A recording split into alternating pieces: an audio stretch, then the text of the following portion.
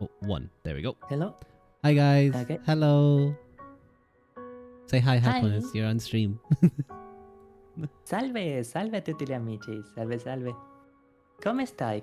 How are you? How are you? Okay, good. I thought you were going to Okay. keep talking in another language, and I was going to be like, "Uh-oh, that's not good." Today I'm streaming with a Spanish-only speaker, or a Portuguese. Today I'm speaking with someone who only speaks Swedish. So Oh, I don't no. know. It's going to be a terrible stream. But welcome, guys. Welcome in. Hello, Casey. Hello, Lucio. And hello, Halconiis' viewers. Nice to see you guys. Hi, hi, hi. How are you? How are you? I hope that you are all having a wonderful, amazing day. Now, one thing that I would like to apologize beforehand is I might sound a little nervous, a little shy at the start. But you know one thing that I always try to keep thinking when I am like this? I am sure maybe some of you are familiar with the story of with Miyamoto Musashi's Dono, one of the great figures in Japanese history. I read his instructional book, Gori no Sho, the Book of the Five Rings. God, he's such a And- weeb, guys. Go on. I say, looking at my many books of theology. No, that's totally okay. That's true, Whipton. If you go back to the 15th century Japan, like, nah, you're dealing with a hardcore otaku. Mm. But there is a Oh, part hi, where guys, he by the says way. Hello. something like, um, some students might say that sports are difficult to wield, or something is difficult to do at first. But everything is difficult to do at first. Sports are difficult to wield, bows are difficult to pull. It is only through continued practice and through continued action that one attains the familiarity with a tool. Or even more or less like something kinda like I that. like that. I So, like that. thank you. Sorry, go on. No, and a big part of getting better at something implies accepting that you're not going to be good at in the first Oh yeah, absolutely. 6, 7, yeah. Even it can go years 10 before you become times. moderately okay at something. In Yeah. many respects. It reminds me of another. I don't think it's like a specific quote, but it was just one that I'd seen before. In regards to it, in this case, it was in regards to like going to the gym and lifting weights and like training, and it was like the gym isn't a sprint, it's a marathon. And I think you can play a lot of those type of that to a lot of things in life. That if you do something a small bit every day or a couple times a month, a couple times a week, probably better than a month. That might be pushing it a little. You will slowly improve. You will get a little bit better. There are those people out there who are just gifted at some stuff, and then through work can also like get to the heights of professionalism. Like I love reading stories about people who come up against like actual pros at a sport. Like, have you ever heard of I think it was the Scalabrine challenge, Halconiis? No, my apologies. I'm afraid not. Scalabrine, I think it is, was a professional basketball player in America. He played in the NBA, but he was a guy who never really played that much. He mostly was on the bench, but he was just always on a team.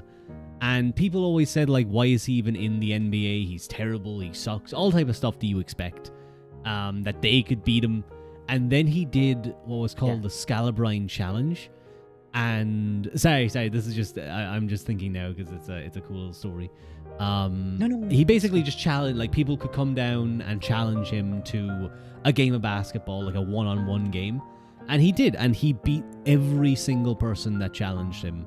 Like, regular people just absolutely destroyed them. And I think at one point, which has become a very famous saying kind of in the NBA community, is he said, "I'm closer to LeBron than you are to me." Oh no.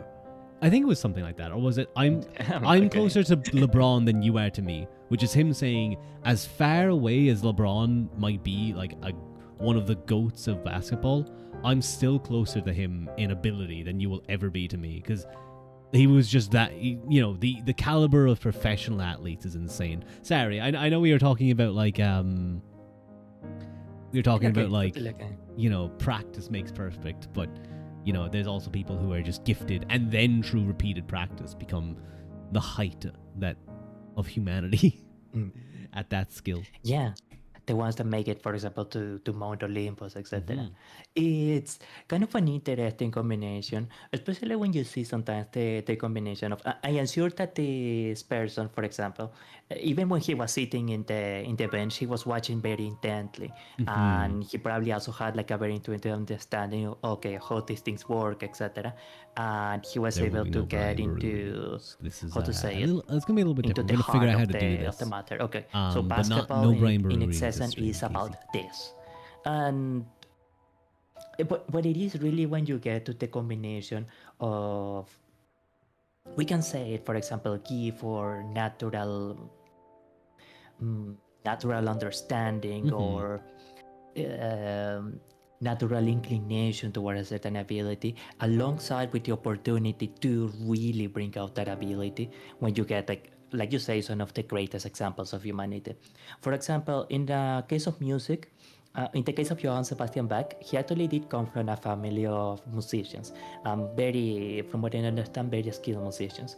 So from an early age, he was someone that already was part of a musical background, and the fact that he was able to nurture that talent from such an early period, and that he was so incredibly good. Like, for example, like you mentioned, this basketball player made for a northern environment multiplied by incredible drive and natural talent equals historical character. Yeah. And I genuinely Absolutely. do mean historical.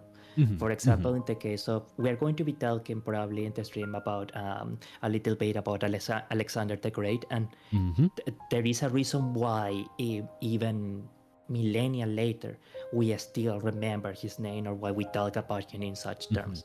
I think because that's he really was all that. I think that's a good way to transit. I think actually before that, we should probably do a quick little introduction of each other before we go do anything. So I will start. To give everyone kind of a little bit of like who we are, because maybe some people don't know. But hello everyone, my name is Rua Uaquilta, a half human, half Tuatha who's a little bit sore today because I was shoveling cement all day. But we sometimes you gotta do that on a Saturday. But yeah. Sometimes you have to build a castle. I love doing reading streams around history, philosophy. Currently we're reading Brian Boru on my usual reading streams kind of series, and I play other games. Sometimes I play games, sometimes I try and play a game like Darkest Dungeon, and my internet and computer hate me and decide for 3 streams in a row not to allow me to do that. But we keep going. But yeah, that's a quick little introduction to me. I will hand you over to Halconiis. And hello, Buono. Bistuf. Grazie mille. Thank you. Okay. Thank you for the first time chat. Wait. You got Salve a this. tutti gli amici. Io sono, I am, Halconiis de Buonarroti, Michelangelo Stream Flicker.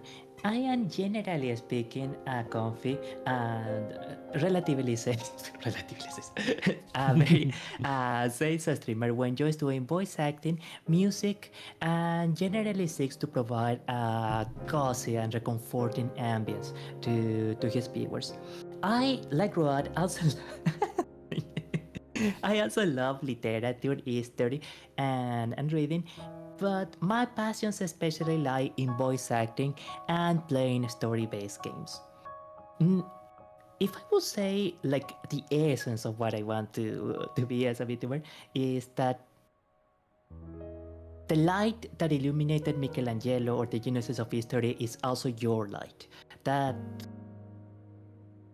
you are a genius too. Yeah. I forgot the phrase that I usually use. It's okay. Let me see the beauty that lies within yourself. Yeah. Cute. Your Yeah. OCs are so pretty. Thank you, Bistoon. It was very kind of Grazie, you. grazie mille. Actually, I'm a bit curious about something. Does the top hat show when I apply? Here? Oh, let me Or see. Do you have it on right now? yeah. Oh yeah, it does. Oh, look at that. Oh, it's a cute little top hat. That's Thank very you. cute. Thank you so much. Wait, I can pull a rabbit out of my hat. Okay, I like that little joke. I like that little joke. That's fun. That's cute. Thank you. Thank you for the follow. What I will do real quick, Okay. Halconiis, do you consider your YouTube or your Twitch to be kind of the best place to find you? Because YouTube. YouTube. Okay, YouTube, cool. YouTube. I will. What I'm going to do is I'm going to link Mr. Buonarroti. Wait, how do you say that? The Buonarroti. Buonarroti. Buonarroti. Buonarroti. Close enough. Yeah. Close enough. It's Ati. okay, it's okay. I'm going to link the current stream. No, I'll just link the channel. Because then that will make it easier for people to subscribe because I can see it straight away. There we go. So that is Halconiis' YouTube channel where he does his streams, and also he also has a Twitch channel. But he's more common on YouTube. He also has videos. He does ASMR and kind of a little bit of voice work, isn't it? Yeah, especially lately. For example, people seem to really like the Coffin of Andy and Lele streams. I see. Interesting. I've heard about that game. I never played it. Is it good? It's fun. It's pretty fun. It's fun. It is It's pretty fun. fun. I see. It can... Brought a If, friend for home. example, I'm so either proud. your audience, for example, can be like a bit uncomfortable with certain dark topics because the both of the characters are kind of abusive to each other, and a lot of dark stuff happens. It can be kind of an interesting story. It very much is a dark romance, but if you can stomach that, then it is a genuinely engaging story between two deeply troubled individuals. People love that toxic. People love toxic stuff. So People makes love the sense. toxicity. Girls love Andrew Graves. I was absolutely amazed when I heard so many people say like, "Oh my God, Andrew Graves is so hot," etc. Which it's funny because except for the obvious thing that you shouldn't relate to Andrew too, my personality relates quite a bit to that of Andrew Graves, of just having to constantly worry about something, having to constantly survive, etc. So I think that's why for me it is so comfortable to play Andrew Grace because I can get into his mindset quite a bit. But So in yeah, some so if ways you're he's also- looking for an Andrew type character, there you go. Oh, Yeah. are you messing with another thing? Yeah. This is He's gonna have my a silver beard, in but- Halconiis. By the end of this stream, you're gonna have you're only gonna be assets. We're not gonna be able to see the normal model. I'm gonna be covered in assets. You know, one thing I'm thinking of for the future is you see how nowadays on Video Studio you can pin items below the layers, right? And so obviously the eyelet layers are above the eye layers.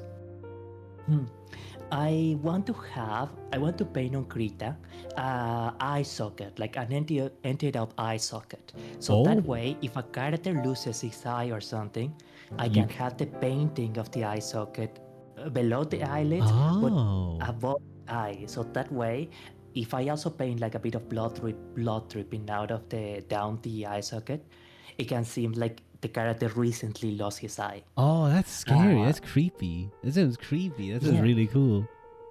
Yeah, sounds like a really good Halloween outfit stuff. It can be kind of like a terror stuff, but because the inspiration actually does come from a terror game. I don't know if maybe you played Thief of the Thief franchise, literally called Thief or Thief the Dark Age. No. I think that It's inspired kind of, Dishonored, didn't it? Yeah, it is like essentially the Doom of stealth games. Like it is more or less. Yeah, I definitely heard of it. Yeah. And I will say spoilers for people that haven't played a 94-year-old game or a game made in 94 or whatever. Can't But believe this. I mean, Can't believe you do this. it's terrible. How dare I? But without getting into too much spoilers, like there is a moment where one of the important characters loses his eye, and that's where I got the idea. Oh, okay, in that level, I'm gonna try and have the character, the model, also seems like he lost his eye, and also voice act, like for example, like. God, my eye, please. Or for example, really acting like Yeah, the yeah. character. I kind of will have like that. dealt That's with. kind of cool. Thank you. I kind of try to I've- get more into the Chuni voice acting thing. I feel like if I was to do that, if I was to get like an update to my model so I could have no eye, I could have like an empty eye socket, I'd just be asked to make a poke redeem into the eye socket. My chat would just want to like hurt me more. Jesus. Yeah, one of them just agreed. Poke. Okay, everyone use your Twitch redeems now. It's time to No, poke run. don't poke my eyes out. Don't poke my eyes out. No. I like my eyes, please. Don't And make you me like know- Tom Aspinall. You guys watch UFC, you know who that is. You know one thing that will also be cool to do with OBS? Sometimes I get way too greedy for my own good. But there is a plugin for advanced mask. An advanced mask essentially means that, for example, if you had a source color, it doesn't need to be like a square. It can be, for example, round or an oval, etc., etc. And use a round advanced mask of like black dark to reflect kinda how the character's limited vision. So for example, maybe like half of the screen is like a dark circle or something like that. Or maybe, for Oh. example, a dark circle with 90% opacity. So you can kind of see what is happening on the other eye, but it still looks like to actually reflect what the character's vision is like being impaired because of having lost his eye. Because I do apologize that we are jumping so much without actually getting into the topic. That's Sometimes I okay, just that's get okay. a little distracted. Thank you. One thing that I don't want to say that I didn't like with Freedom Hunger or Freedom Hunger 2 is that sometimes they don't necessarily express just how devastating actually losing a body part will be, or how limiting it will be in different. I remember I played a little bit of Fear and Hunger 1. I never got too Really? big into the game. Not on stream, It just by can be myself, difficult, but yeah. I remember Yeah. I died to something. And then I woke up like in that like the body of the room full of bodies with the doctor. Oh, And Oh, I remember no. I was like, oh god, I'm like crawling. But I thought at first I was crawling because I was in a ton of bodies. And then he gets out, he's still crawling, and I click on his like character sheet. It's like he's missing a leg. He's missing his other leg. He's missing an arm, and he's still going. No, this guy should be dead. How is this man going? it's just free bleeding. It doesn't worry about infections. He doesn't worry about shock. No, none of that. Just like Moving. I think I just remember. I got think I it. It's just crawled. weird. I think I played the game for a good bit after that. Like I kept playing that save, but then eventually I This just got. was I scratch died. wood. Yeah. Good night, But- Casey. Say someone just Good saying night. good Had night. a wonderful sleep. But that's the should- thing. Oh no, sorry. I forgot what I was going to say. Oh no, I'm So, sorry. Go ahead, please. No, I was gonna say, will we move on? But if you have something else, if you want to move into like the topic, the idea of the stream. Thank you, Jesus. Yeah. I think we should for we the should move in a bit. Jesus And I'm going to That's try an interesting and name. buffer back By my the memory follow. if there is like something else that I wanted to mention. Mhm. I think it will be mostly that. Sometimes I get like a bit too greedy, but just the idea of giving the people the experience of something that unique, where I want to. No. You know what I did want to mention? Another thing with that level, for example, is that. If at one moment you see a statue, you know that speech from Shakespeare, "Oh, you men of stone, had I your eyes or your hands to no, had I your eyes, I will cry out a yell such that heaven's spot itself shall crack." and try to adapt that super tragic soliloquy part to the predicament of the character, which is lamenting the fact that he no longer has an eye, that his life is crippled now. Ironically, we talked like kinda sorta a little bit about this in like Fantastic Mr. Fox, when Fantastic Fox like laments Loses the his fact tail. that when he lost his tail, yeah, and he laments that he will never get it again. In his case, partly because it was a children's book, and now that I think about it, Roald Dahl would probably have been a little bit familiar with friends of his losing body parts. I think that he would have been in one or True, another one. actually, yeah. Yeah. I'm just not thinking about that. Yeah. But in the book, of course, it's a book for kids, and it's foxes don't really, or cats don't really use their tails for much. So it's not something that was actually limiting for his life. But yeah, essentially, I do. I'm sure they are important for balance and stuff. I imagine if you. Oh no! Wait, hang on. No, I think we're good for another little bit. I just have to remember to charge my tracker. Oh no! I'm breaking immersion. Sorry, guys. No, it's totally okay. Right. Hi, Banana. So will we quickly kind of explain the idea of the stream? Yes. I will now read the little description I had. Yeah, Halconiis prepared a little description. It's very cute. Thank you. I will apologize beforehand. The speech is not quite as poetic as I would have wanted to, but it's kind of what came to my head. So it's gonna sound very grand and fancy, and then like later on in the stream, we're gonna be like, we're just gonna be like two idiots talking nonsense. Yes. It's gonna set us up way too high expectations. We are going to aim way too higher than our musculature allows. Yes. No. We are going to aim much higher than our neurons allow. That is true. Okay. Pericles, guide me. Or wait. Athena, please hand me wisdom. Right. Yeah. Let's. He's so chuny, guys. He's so chuny. My Teladosios guide me. Right, now just two more phrases in English and then I'll be ready. This verily, for we are such a stuff as dreams are made on, and our little life is rounded with a slip. And oh, Loretta, you've been playing on the roofs again, and you know your mama doesn't like that. Right, okay, I think I get it now. That's from the Beatles, by the way, like their final day concert. Yeah. We are going to read a few historical texts, which, alongside being the record of human fates and errors, are the sightings of genial sparks that transcend the boundaries of eras and geography.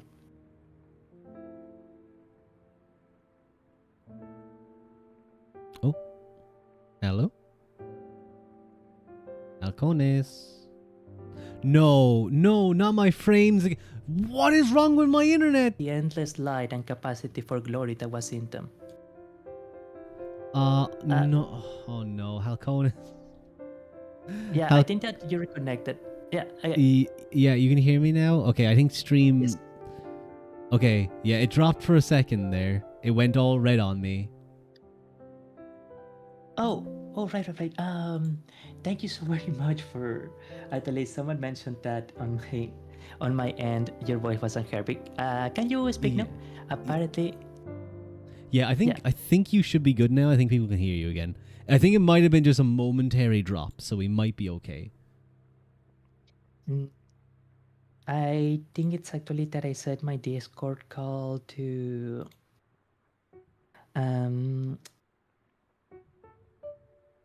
the... Oh, sorry, I didn't realize you wanted me to speak. Yeah. If you could speak for a moment, please. What's the haps, Halconiis?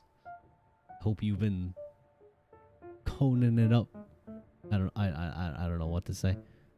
I can usually yap for hours. Hi, Billy. The Discord call is indirecting to Oh, is it not going to through the to your? OBS for some reason. Oh, Yeah, that's yeah. so Apparently it frustrating. isn't. It's Yeah, okay. most likely. Let's try and see if monitor. Okay, so Studio mode. I'm gonna check how I do it again. I most think likely it is. yeah, I think I Go just ahead. use a. Sorry, let me check what it's called again. The name of that source. I use the application audio capture and then just set it to Discord, and usually that works. In my case, for now, I set the. Oh, right. But wait. That's right. If I set the monitor as, I think I will do it as you say. I am going to set a source here, and for audio capture, because Discord is a newer application, Yeah. it shouldn't have a problem. We probably should have done that Working with. on pre-stream check to make sure that like all our sources and stuff were working, but something always falls through the crack. Yeah. Small time streamer, please understand. Please understand. But thank you so very much, Miriam Messi Channel. Also, grazie mille per venire a questa trasmissione, Miriam Messi Channel. Grazie. Thank you Thank so you very guys. much. Thank you Why guys not for really if letting anyone mentioned Halconiis prior, know. so my apologies. No. Instead, I should thank you. Thank you so Halconiis also has his own. Oh, cute. that'd be a little bit more sweet if it wasn't like Gen signs. I like that. That's cute. It's money signs. It's like, ooh, a follower. They can give me money. You'd be like the Monopoly man. Yeah. But for some reason, okay, it should be Discord. Now it should be doing the audio capture, but for some strange reason, it isn't. Let me see. Okay, Discord. Predetermined sound, or I know what I can do. Actually, I just need to change the monitor in OBS itself, and Okay. that way, yeah. Sorry guys, we're having a few tech issues over on Halconiis's stream. Yeah, sure thing. Hello. Hi Halconiis. I hope your OBS works properly now. Can it hear me? No, for some reason it can't. It's like it is not directing the channel. If it's okay with you, could I restart Discord and let's see if that helps the. Because there is a possibility that Discord It got just hasn't confused. captured. Yeah, it just might not have captured it properly. That's fine. Yeah, there's take a your time. possibility. Yeah, thank you. I will be back in 1 minute. No worries. So close session. So yeah, Halconiis is going to stay here for a little bit. Halconiis is going to stay here for a sec or two, but he's off Discord. So I hope you guys have been doing well. You guys, we might end up just like not doing the introduction. Although Halconiis wrote it, so we should actually. But I'll do a quick explanation. We're going to be reading a few kind of pieces. Some things that we thought were kind of cool, either from history or like soliloquies from like Shakespeare or like poems that we like, and we're just going to talk about them. We're just going to kind of discuss them. We might like each read it ourselves to see how we kind of approach things differently, or we might talk about kind of like our interpretations or areas of it that we thought were really interesting. We have a couple of stuff that's quite short, and we have some stuff that's longer, but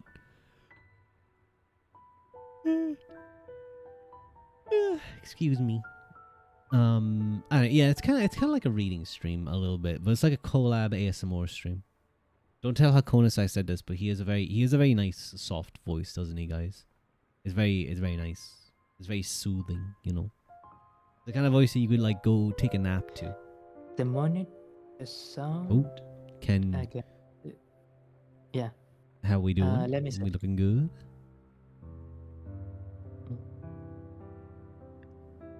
No, for some reason it doesn't. Oh. Actually, yeah, it is picking on Discord call. Sorry. Yeah, okay. It is picking Discord call. So is it picking up just my voice though, just to be on the safe side, in case you're getting like duplicate audio? It shouldn't, because it should only be my voice on the Discord, but.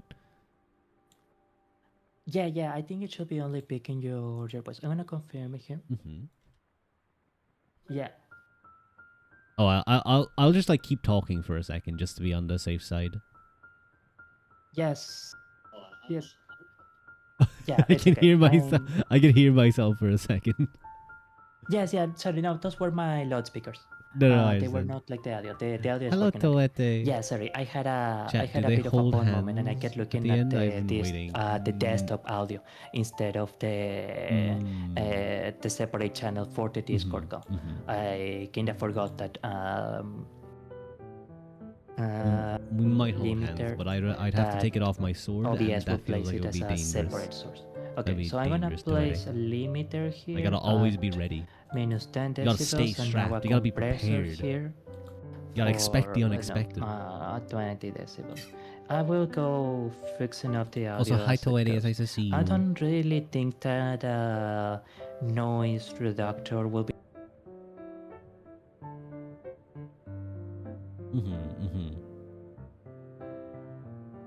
So are we good again? All good to go? Excellent. All right. We back. Oh yeah, I know he was silent already. It was just while he was dealing with while he was dealing with Discord issues, I just muted real quick. But yeah. If you would like to do the little reading, Yes. That's it.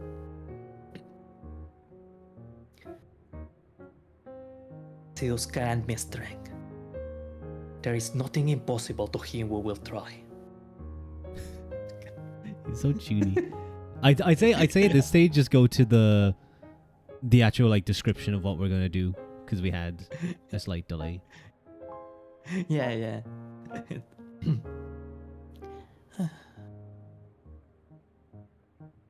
We are going to read a few historical texts, which alongside being the record of human feats and errors, are the sightings of genial sparks that transcend the boundaries of eras and geography.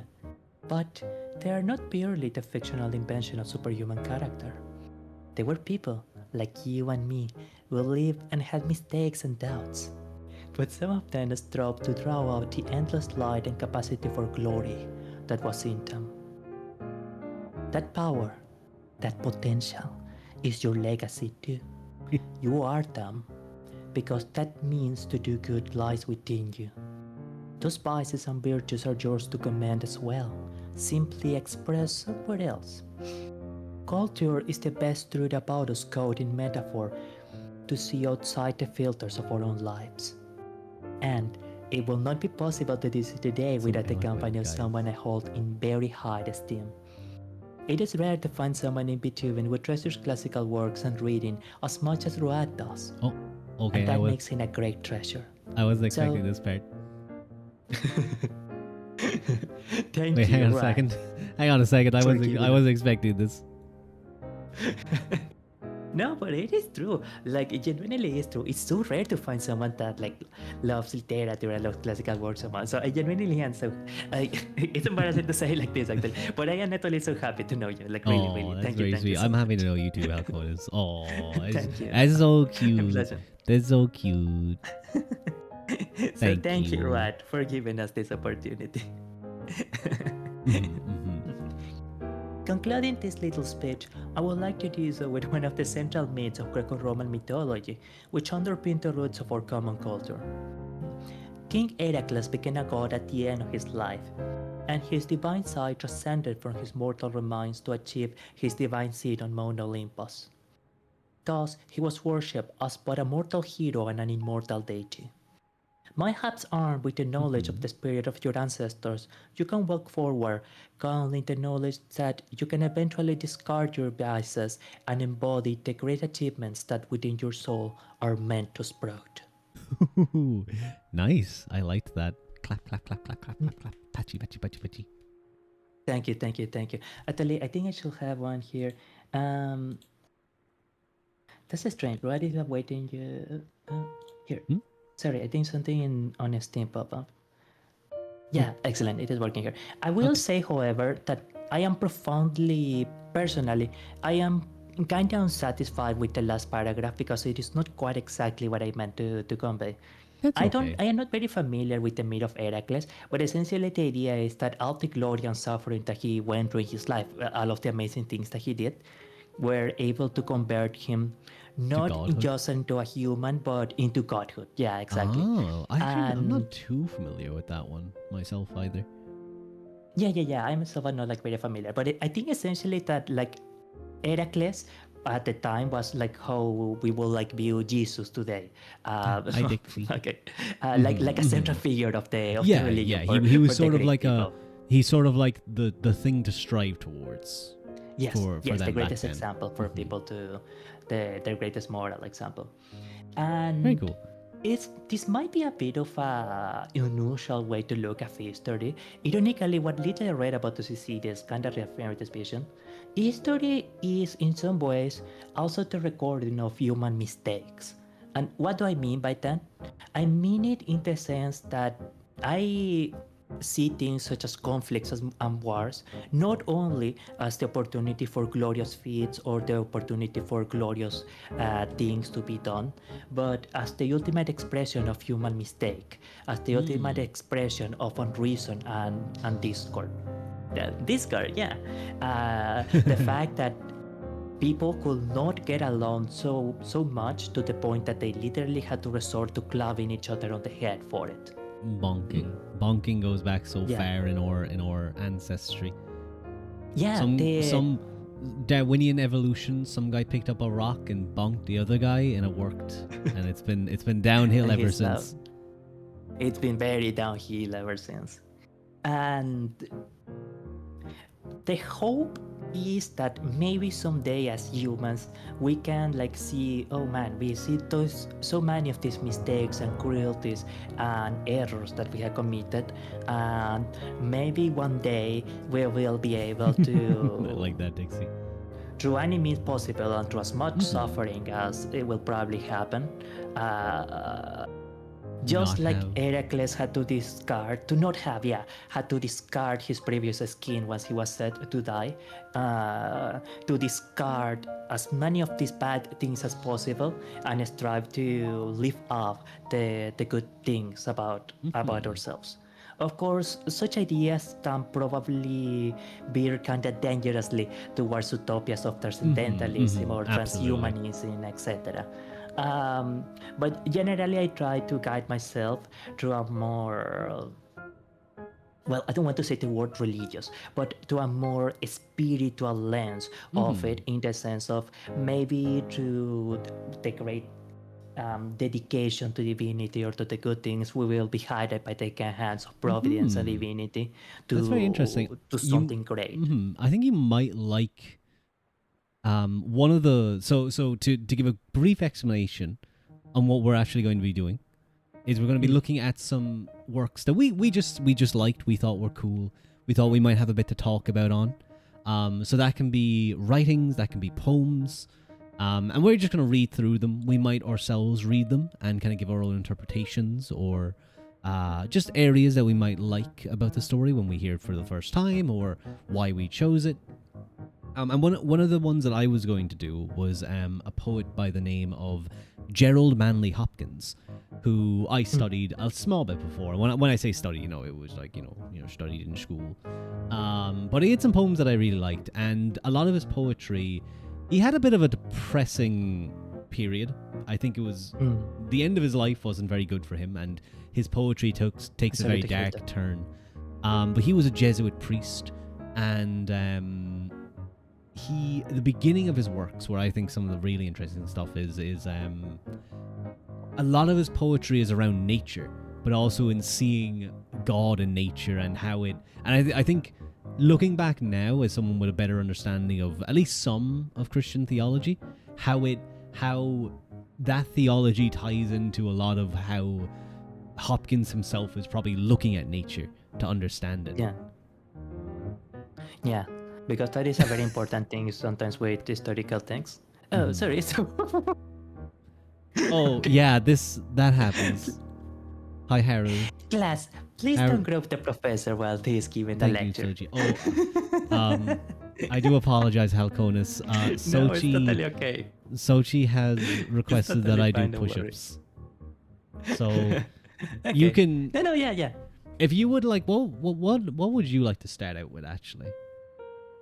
Maybe we can start with a little bit of either the poem, the poet that you mentioned, or a little bit of Shakespeare.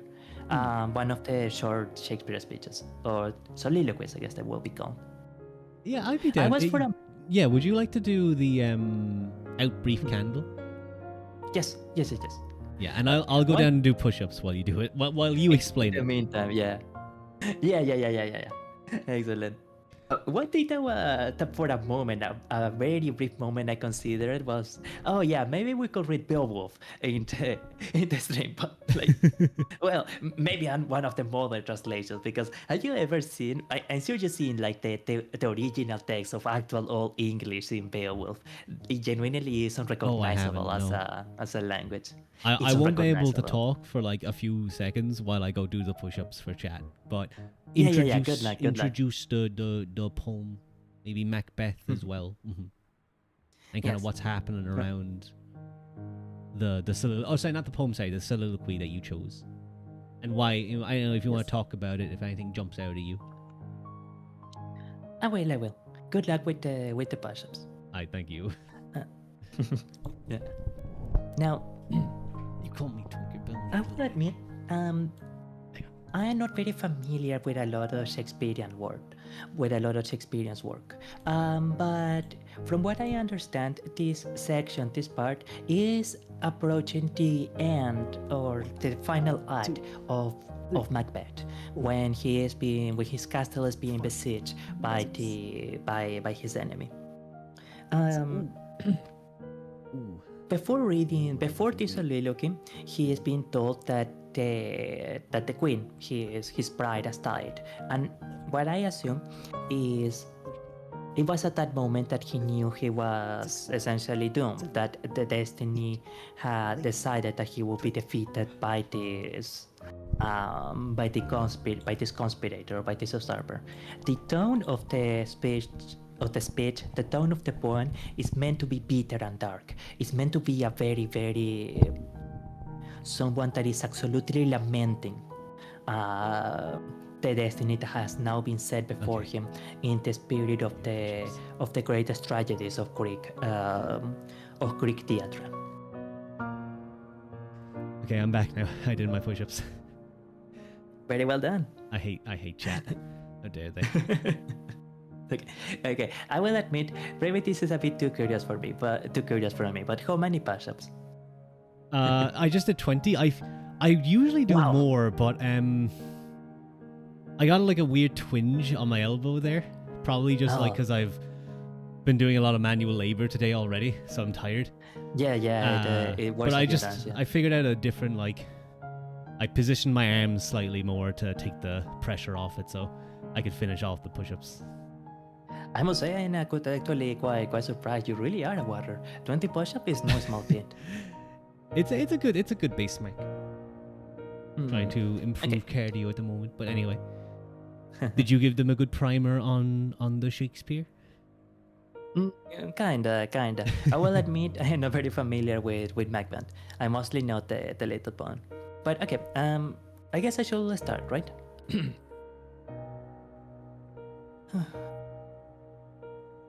Just one moment, please. Take your time. Thank you. Macbeth was something that I also studied, and I actually think it's a really cool story. There's a lot of parts of it that I do enjoy. Really? I don't remember any of the quotes as well as I did back then, but I did like it. Okay. One. Tomorrow and tomorrow and tomorrow creeps in this petty pace from day to day, to the last syllable of recorded time. Another yesterdays had lighted fools the way to dusty dead. Out, brief candle. Life's but a walking shadow, a poor player that struts and freaking sour upon the stage, and then is heard no more. It is a tale told by an idiot, full of sound and fury. Signifying nothing. Patchy, patchy, patchy, patchy, patchy. Thank you, arigato. Thank you. Mm-hmm. There were a few bits of the reading where I was kind of unhappy with the enunciation especially, but I think at the very least the pauses were they were very good in allowing the words to really breathe. I do think Because of course, it's the type of part where you should slow down. You should definitely like it should be read kind of slowly because it's Macbeth really kind of reflecting on his now kind of deterioration in his view of life and how things are dragging on. You know, the tomorrow and tomorrow and tomorrow. Everything's the same for him. He's lost any sort of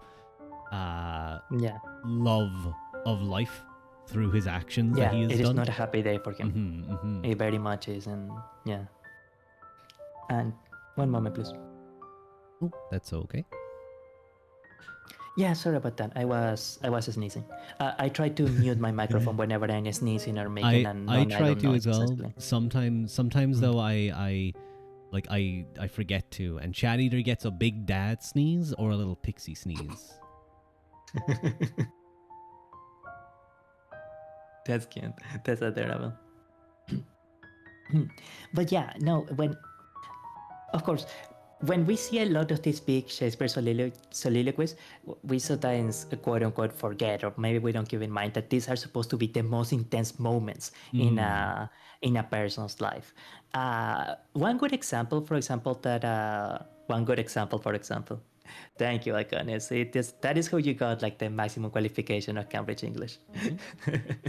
Okay. And there was this Shakespearean fan, this Shakespearean actor, that tried to do the whole "How you man of stone," right? Wait, is it? Okay, sorry, I thought that there was an audio issue for one moment. No, okay, sorry.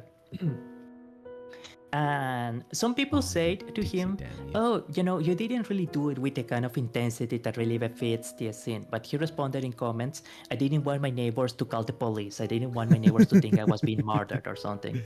Because when spoilers for a 500-year-old play, but Lear sees that his daughter died, or he's picking up his daughter's corpse in that moment, and that is supposed to be the absolute agony for not only in the sense that Loritia, I think is the name, died, but that again I am not familiar with the play, but it is supposed to feel that Lear thinks he is partially responsible for her death, or rather that the power games that he played ended up unexpectedly in the death of his daughter. Yeah, she. So, oh, sorry. Go ahead. Say, is this Macbeth? Say, I cut out a small bit on my end. No, King Lear. King Lear. Sorry. Say, go on. Oh, sorry. No, I thought you were going to mention something. Sorry. And so it is supposed to be a speech that, a soliloquy that is not only dripping with the absolute heartbreak of losing someone, but it also has to have a certain level of self-contempt and pain, anger, more like contempt and anger. Like, I did something so incredibly terrible that ended up hurting someone that I loved the most. Again, in the tradition of the tragedies. Well, I suppose that Shakespeare's tragedies are the most well known. For example, like Romeo and Juliet, etc. But he actually did like quite a lot of comedies, a lot of pretty funny comedies too. I'm trying to remember. Is murder even in Macbeth, which is a tragedy? There's like humorous moments. Well, what are meant to be funny moments. I think it's like oh, hi Pip. Back then it probably would have killed, where they'll have like the drunk porter come in and he's saying like certain things I think that are like topical about the day. I think the Merchant of Venice. I did always like in the Merchant of Venice. I don't know if you're familiar with that one. Only a little. Where the way they get out of the contract at the end, spoilers by the way for this fucking 19th century poem, is by going sure you Oh. can take the pound of flesh, but don't you drop a single bit of blood, because you didn't say any blood. You only said flesh. Oh. Like, well, fair enough. Yeah. Well played. He should have been a lawyer. Mm, He mm. would have been a good. Yeah. But yeah, I do like. Sorry. Did you have more to talk about on King Lear? No. I was only going to mention. I remember one comedic line. I don't remember fully how it went, but like it is two characters arguing, and it went something like, "Villain, you had undone our mother," as in undone, as in killing her. Mm-hmm. And the other replies, Oh, I'm sorry, Dixon. "Villain, on the contrary, I had done thy mother." Oh my god. It's That's good. great. I remember the funniest line in Macbeth, for Really? all of us was there's a section where I can't remember who it is. It's a child and his mother, but I can't remember what the characters were again. I think they might have been were they family members to King Duncan, or were they like Macbeth's family? I can't remember exactly.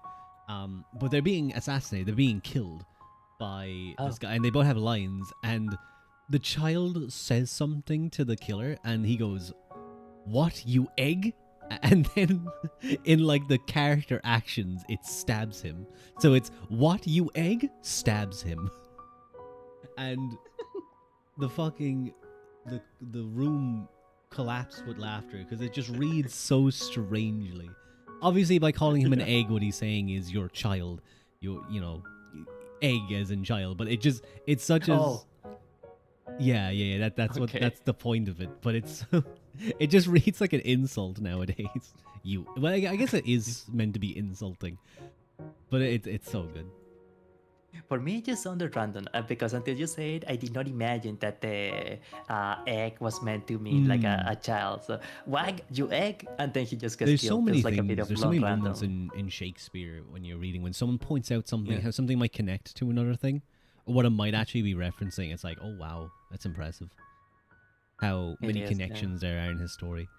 But I do what I do like about the Brief Candle soliloquy is it is the culmination of Macbeth's journey. It's sort of the journey of Anakin Skywalker when he becomes Lord Vader. No, it is though. It's his that soliloquy where he basically says that life is meaningless, that there's no meaning to it, that there's no joy to be had from it. It's empty.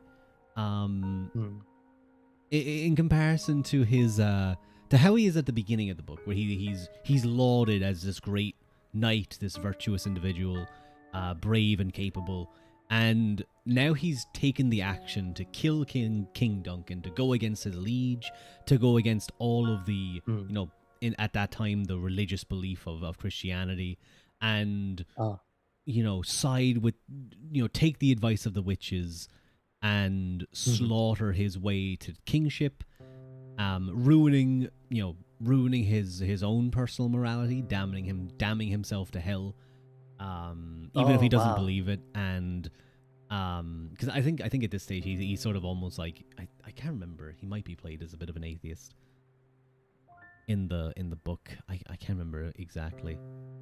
But it really is quite a tragedy. But yeah, it's his at his lowest point, at the end of his path, having destroyed his life trying to attain power and kingship by taking over the land. He's ruined he's not just ruined the people he rules over, but he's ruined his own spiritual self.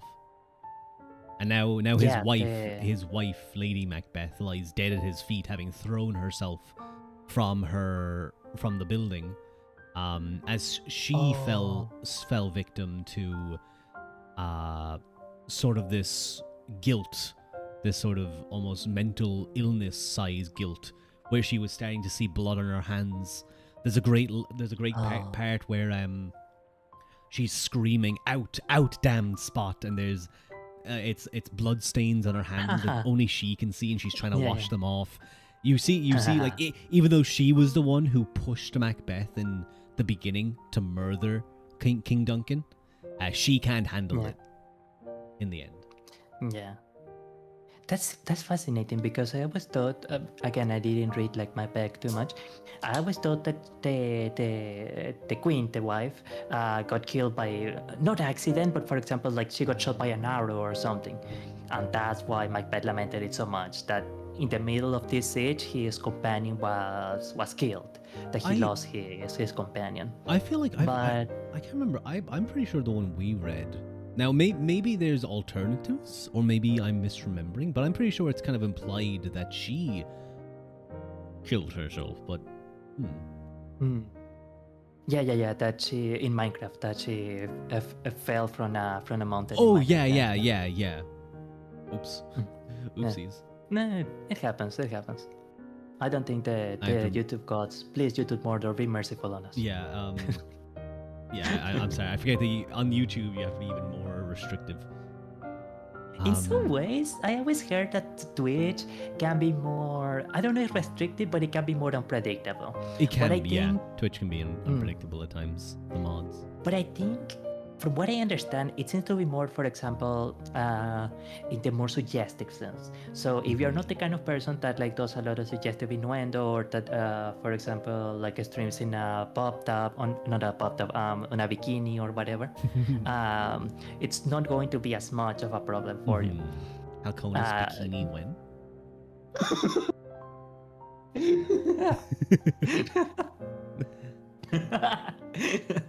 I broke him, chat. I would probably need like 5,000 subscribers or something for that. Yeah, I'll also need 5,000 Twitch subscribers for that.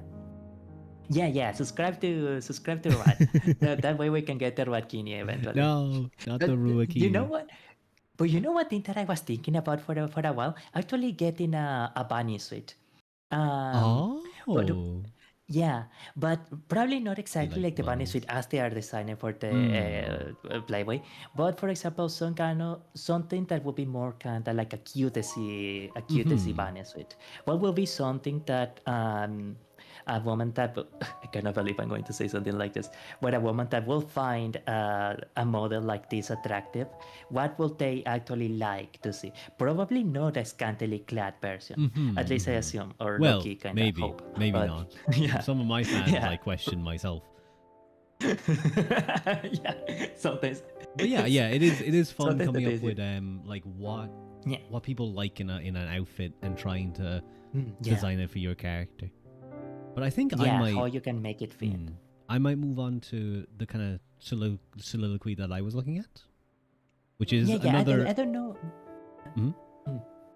No, I was just going to say I don't know if you want to also do Life Rekindle or you want to do another soliloquy. I was thinking I might do the next one, which is actually from earlier in the play, and it's the dagger soliloquy, which is actually the soliloquy where Macbeth decides to go and kill Duncan.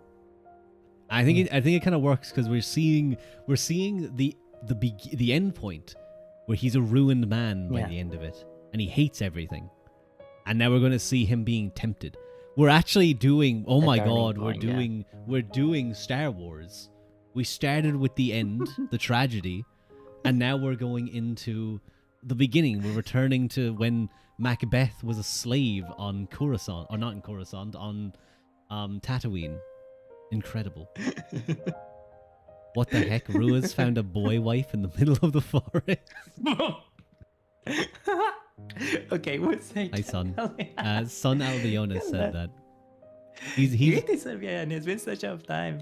So good to see you. Grazie mille per venire. Rua got all the cuties. So true. But sorry, yeah, go ahead. But yeah, I thought that would be a good one. So like this section is Macbeth has been kind of encouraged by Lady Macbeth to go kill Duncan in his sleep, in his Yeah. chambers. They're currently in Macbeth's castle. That's how he has Yeah, this yeah, opportunity to do so. And he's sort of waiting for the bells to ring, which is when he's told to go do so. Oh.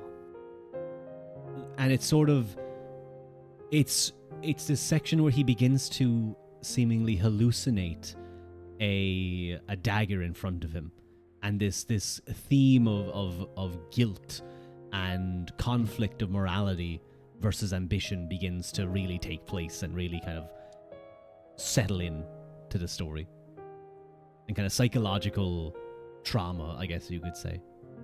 When his downfall starts, huh? Gosh, Rua, how many boy toys do you have? Halconiis is a very sweet guy. Be nice to him. What's this collab about? Are you talking about books? That's unexpectedly innovative of you. Yeah, we're doing like a discussion stream where we picked out a couple of like sections from things that we kind of like, and we're just kind of chatting through them. I you know what? I do not think we're gonna get through all that we chose, so we'll see what we can Probably do, not, and we'll see what we can do. But we're gonna do. And I'm sorry, guys, that you're back in English school. You're back in English school listening to Shakespeare. But I think this stuff is cool, so be quiet. But I will now do. Yeah, no. I'll comment it later. But first, you can do the dagger soliloquy. Oh no! Because you might forget by the end of the soliloquy. No, yeah, it's just funny to me because I suppose that for people that live in the UK, maybe it seems like something, the local thing, the thing that is just there, etc. But of course, I am not from Europe, so for me, it really does have the shine of like a eternal classical work, like something incredibly valuable.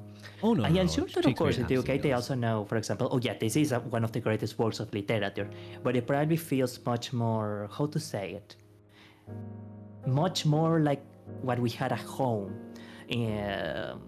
Compared to other places. So it just what I mean by that is, for example, go and say. No, sorry. Like in my case, I would have been delighted to read about Shakespeare or something. When my pilot was like in tiny painting school, but I can imagine for some people that are to when it is the local culture, it would probably seem a little boring or a little difficult to access. I think it's the age as well that you typically learn, and a lot of time you're learning Shakespeare through a book, and you're having to memorize quotes. And you lost your crown. Oh no, it's back now. That's good. You should probably be in writing and reading. Maybe we should actually. Hang on, let me quickly update that. Yeah, my Twitch is in writing and reading. I should probably do the same. I hate that it's called writing and reading, by the way. It should be reading and writing, not writing and reading. Really? Because it should start with the earlier letter in the alphabet. I don't even know if it's that. It's just reading and writing flows off the tongue so much better for me. Maybe but anyway, a little bit smaller, yeah. Around, I think it should be like the hair around the height of Rod's chin, more or less like that, yeah. Okay. So this scene, and for those of you who don't know what a soliloquy is, by the way, just in case, a soliloquy is basically a play where the character turns towards the crowd, the audience, and sort of you get a peer into their mind. It's not like in The Office when they look at the camera and smile. It's more like, it's the character's thoughts. Although in this instance, I could definitely imagine him saying this out loud, seeing the dagger before him, real in kind of his mental state. So he's sort of left alone. I often imagine on the bank, like the battlements of the castle, being told to wait for a bell to signify when he can go. This really is peak bed lurking content, true. When he will go and kill Duncan. Ends in character.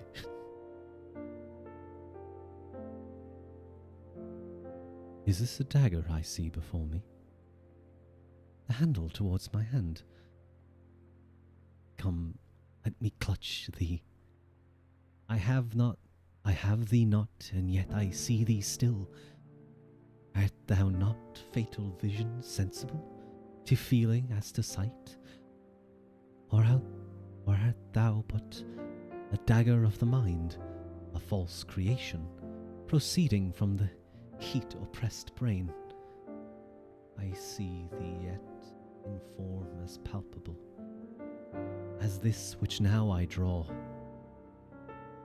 Thou marshalst me the way that I was going, and such an instrument I want to use. Mine eyes are made the fools o'er the other senses, or else, worth all the rest, I see thee still, and on thy blade, and dudgeon gouts of blood, which was not so before. There's no such thing. It is the bloody business which informs thus to mine eyes. Now o'er the one half world, nature seems dead, and wicked dreams abuse the curtained sleep. Witchcraft celebrates pale Hecate's offerings, and withered murder, alarmed by his sentineled wolf, whose howls his watch. Thus with his stealthy pace, with Tarquin's ravishing strides towards his design, moves like a ghost. Thou sure and firm saith Ert, hear not my steps, which way they walk. For fear thy very stones prate of my whereabout, and take the present horror from the time, which now suits with it. Whilst I threat he lives, words to the heat of deeds too cold breath gives. A bell rings.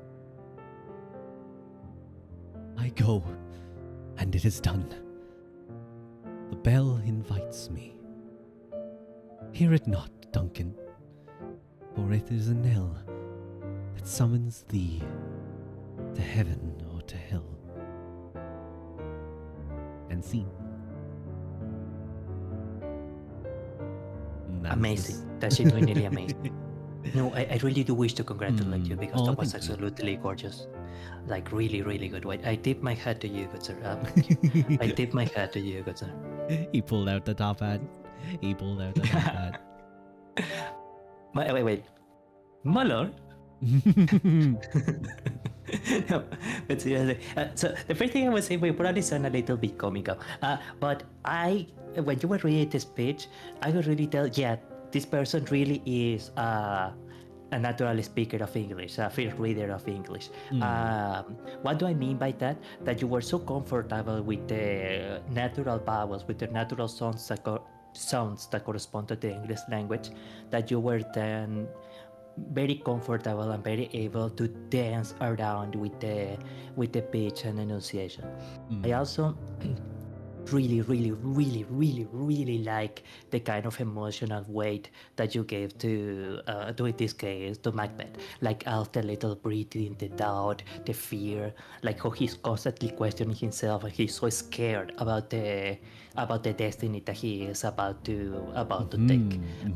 I also don't know if you intended it to give this like little interpretation to the reading, but sometimes it felt a little like Macbeth was also questioning, is this really a good idea? Is this really something that I should do? I mean, I don't know, but I am not sure, and this is what I see. Like, there is a sense of self-questioning that Macbeth does. But I think I probably wasn't consciously doing it, but there is an aspect where he doesn't at the beginning he's like, no, I shouldn't do this. It's not right. Then he's pushed by Lady Macbeth when she emasculates him. She goes after him for not having the courage, the ambition that a man should have. And this plays into kind of this aspect of Lady Macbeth. She's almost the really ambitious one of the two. And she's using Macbeth. She's using her womanly powers, as only she can use, because she doesn't have the power to lead armies, to be a king. So she's using Macbeth to get this. So there there's is a an bit aspect of no. of Macbeth being like, I'm having to be, do I want to do this? But in the end, he's the one who goes and does it, and he does become quite bloodlusty. Yeah. I guess it's kind of like I guess it's a weird Hello. comparison to make, Yes, but I it guess is. it's a little bit like the Coffin of Andy Lele, where Andrew doesn't really initially want to butcher people or in Minecraft or divide people into Lego pieces, etc. But once Ashley either pushes him to do it or causes him to do it, where for example she gets herself into a situation where to save her Andrew has to mess a guy up. He after that gets a little too happy with the with the with letting the get your juice flow. Just turns a little bit too happy Yeah, no, about it. that kind of feels similar then to Macbeth and Lady Macbeth. That's probably not what they're going for, but maybe Probably not. maybe that could be where they're taking some inspiration from. But It could be that's an because idea of that's how- what I feel like happens with those two as well. Oh, really? Yeah. No, there might be an idea of how unintentionally someone draws up the worst biases of another person, and especially in the case of the person that they love. Because I don't know if you ever played Coffin of Andy and Lely. That's part of why I don't want to like risk saying spoilers or something. Okay. So there is a part where Andrew is dividing people into into separate pieces, and depending on the decisions that you take up to that point, Ashley can react somewhat differently, and she is not always happy. Sometimes she actually wonders about the. He used to be such a docile puppy. What monster had I created? Mm. And especially when she doesn't have a control over him, it's when you can see that she is like being especially upset. But whenever, for example, Andrew is constantly acting like, I don't want to do this, please, Ashley. Like she really likes having control over him. Like that's probably what she wants the most. Like making him jealous or threatening his girlfriend or making him divide people. Well, in a way, they do divide people by the rational and the spirit, but I think it unfortunately not in might an be a little bit more in an literal as elephant well. way. That is what Definitely. she likes the most. Mhm, And mhm. maybe I am getting too much into the characters, but also No, a that's lot okay. of people, for example, like they hate Ashley quite a bit. Maybe it's because I hang around on Pinterest so much. So a lot of girls say, "Oh God, that Ashley is such a." I really wish I could be with Andrew. I could fix him. I bet I could fix him. No, that's just that's just regular shippers who that's the people who like the Andrew X Reader fanfics. Pretty much. It's kind So of a lot of people. A lot of people mentioned that in some ways Andrew is very Otome coded, which I don't know a lot. I don't play a lot of Otome games, but I guess I could kind of see it. Sorry, what were you going to say? Oh no, I was gonna say it reminds me of like I often think now shipping, when it comes to shipping, you can ship anyone with anyone. When it comes to like animated TV shows, but in Avatar: The Last Airbender, one of the most popular ships was Zutara, Zuko, and Katara, and I often think an aspect of that was because a lot of people didn't like the Katara, because I think for a lot of you have certain characters that you kind of gravitate towards, not imprinting yourself on, but like they kind of take you kind of immerse yourself in that character in a way. I think Katara was that for a lot of people, and they didn't like the pairing of her and Aang, so they go, no, I want to be with the bad boy turned to good Zuko. Sorry. Well, let's play why I love the ninjas a bit. Do you play Love and Dead Space? I don't, but I have a lot of Okay. fans. I'm not fans, viewers. Okay, who well, do. you know of it, yeah. Okay, imagine that you know Love and Displays. Recently, they released a new love interest, I a new heard guy. about this and it didn't go well. No, especially the Chinese fanbase apparently really didn't like him. I heard about it. But the reason why I'm mentioning it is because I think I think that part of the initial like I'm not sure reaction outside of the Chinese fanbase, because I think they had a specific reason not to like him, is because maybe it felt a little too corny that he was a werewolf. Like it's just a little too much. Like the thing is, as soon as you mention, I am sorry that I'm going to say this, but as soon as you mention imprinting, I thought of Twilight. Your puppy boy has imprinted on you. Good luck. Sorry. Sorry. But one thing that is hot though, Jesus, I never thought I was going to say this in a collab. Thank you, Halconiis. You're really holding the spirit of Michelangelo proud. One thing that is actually pretty beautiful is the way I that think my he, model might when he, go apparently the idea like is that when he little movie smells for a bit. NC's scent of the player of Uteger who is playing, he does turn into a submissive little puppy. Like he does actually turn into a, oh yeah, I will do anything you say, etc., etc. There's even a battle comment that says, like, you know how a lady will tell a dog, go after him, a creeper, go after him, etc., to tell the dog to attack, right? And there is indeed a phrase where, or a moment in battle where MC says, go after them, Balco. And we know, we already know, there's going to be a moment where she says, good boy, good. Wait, Oh. actually, where is my headband thingy? Oh, he has a headpad too. He had, good boy, Balco, good boy. We already know that. So at least the dynamic between him being a wild werewolf, etc., and also being like a submissive puppy to NC, it's, why am I saying this? It's okay. It's okay. Don't worry. It's a nice cat moe. It's a very nice cat moe. To be entirely honest, I was kind of like I didn't hate Balco or anything, but just the idea that he was a werewolf was already, Silas already feels like the typical vampire lord that is super mega cool. Oh, how God, what I do know you nothing want? about these characters.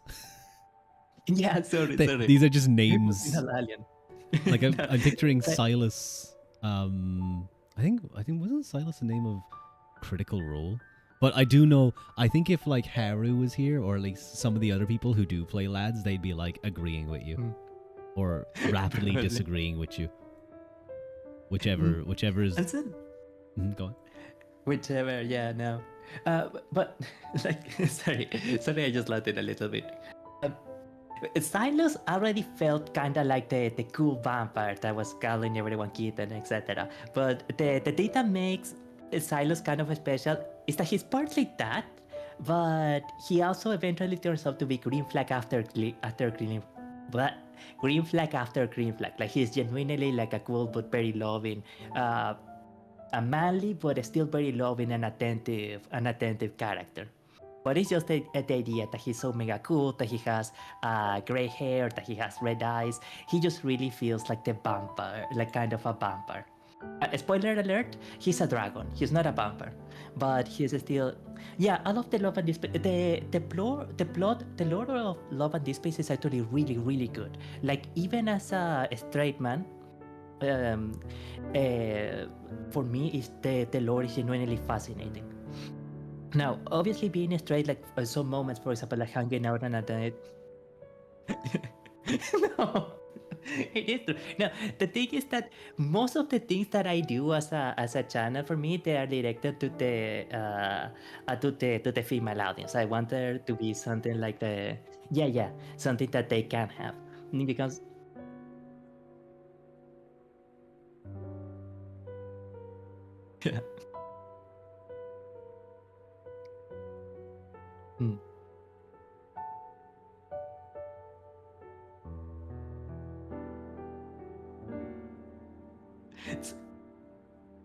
Yeah. Hello, girl. Yeah. Hello, are you lost, baby girl? Yes, please. But what I imagine is anyone that's popping by on the stream is in the title. Oh yeah, reading and casting classical text, and then they are like listening to Teatro Como. Yeah, we are not talking about lands. Suddenly. But the thing that is good about the plot of Love and Dead Space is that a lot of most of the characters are actually a lot deeper than they initially appear. For example, Raphael is actually secretly the prince from an ancient civilization, and Xavier is pretty obvious. Xavier from the start is actually a superhero, etc., etc. But yeah, no, the plot is like genuinely amazing. But look at from the outside, it sometimes can feel like a little bit of one of those corny romance novels because all of the characters are 6 foot tall alphas that had like a super amazing job. They are all super millionaires that can do anything they want, etc., etc. So when I saw that the new guy was a werewolf, I was a little. This is like Morning Glory milking farmland. This is too much.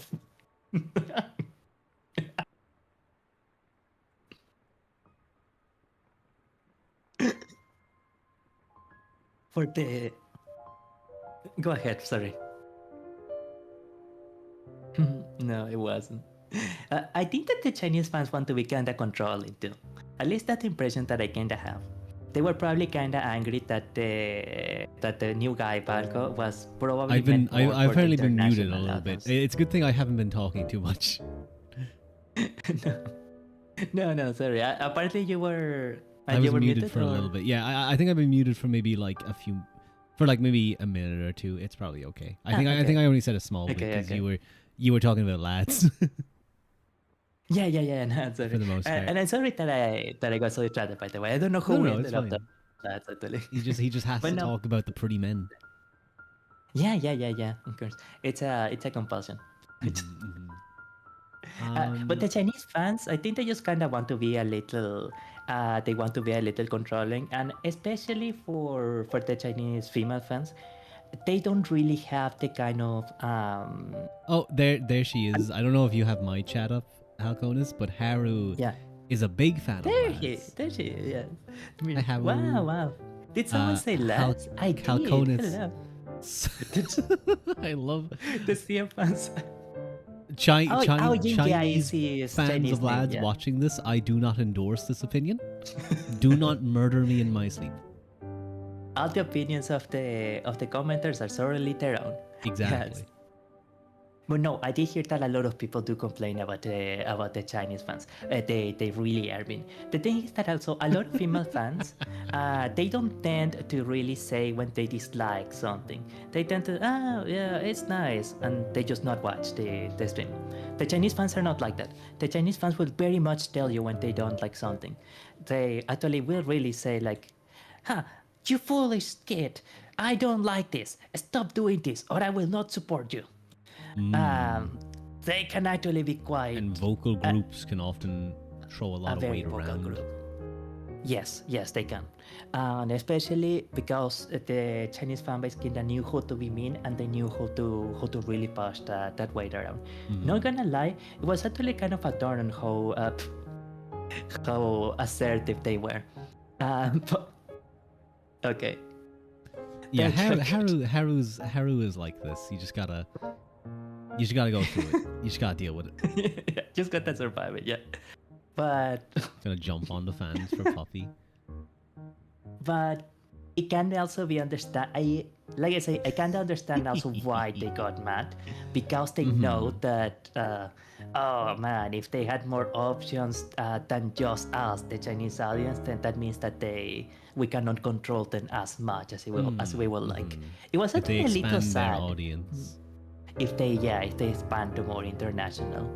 But it was actually a little bit sad when you saw a screen cap of a few posts from the official Open Space account on Chinese that get constantly apologizing. I'm sorry, I'm really sorry you guys didn't like. No, I promise we are going to give you a few rewards for this. No, please, I am sorry. I promise that we're going to give you like, I don't know, 10 free balls or something to make up for it.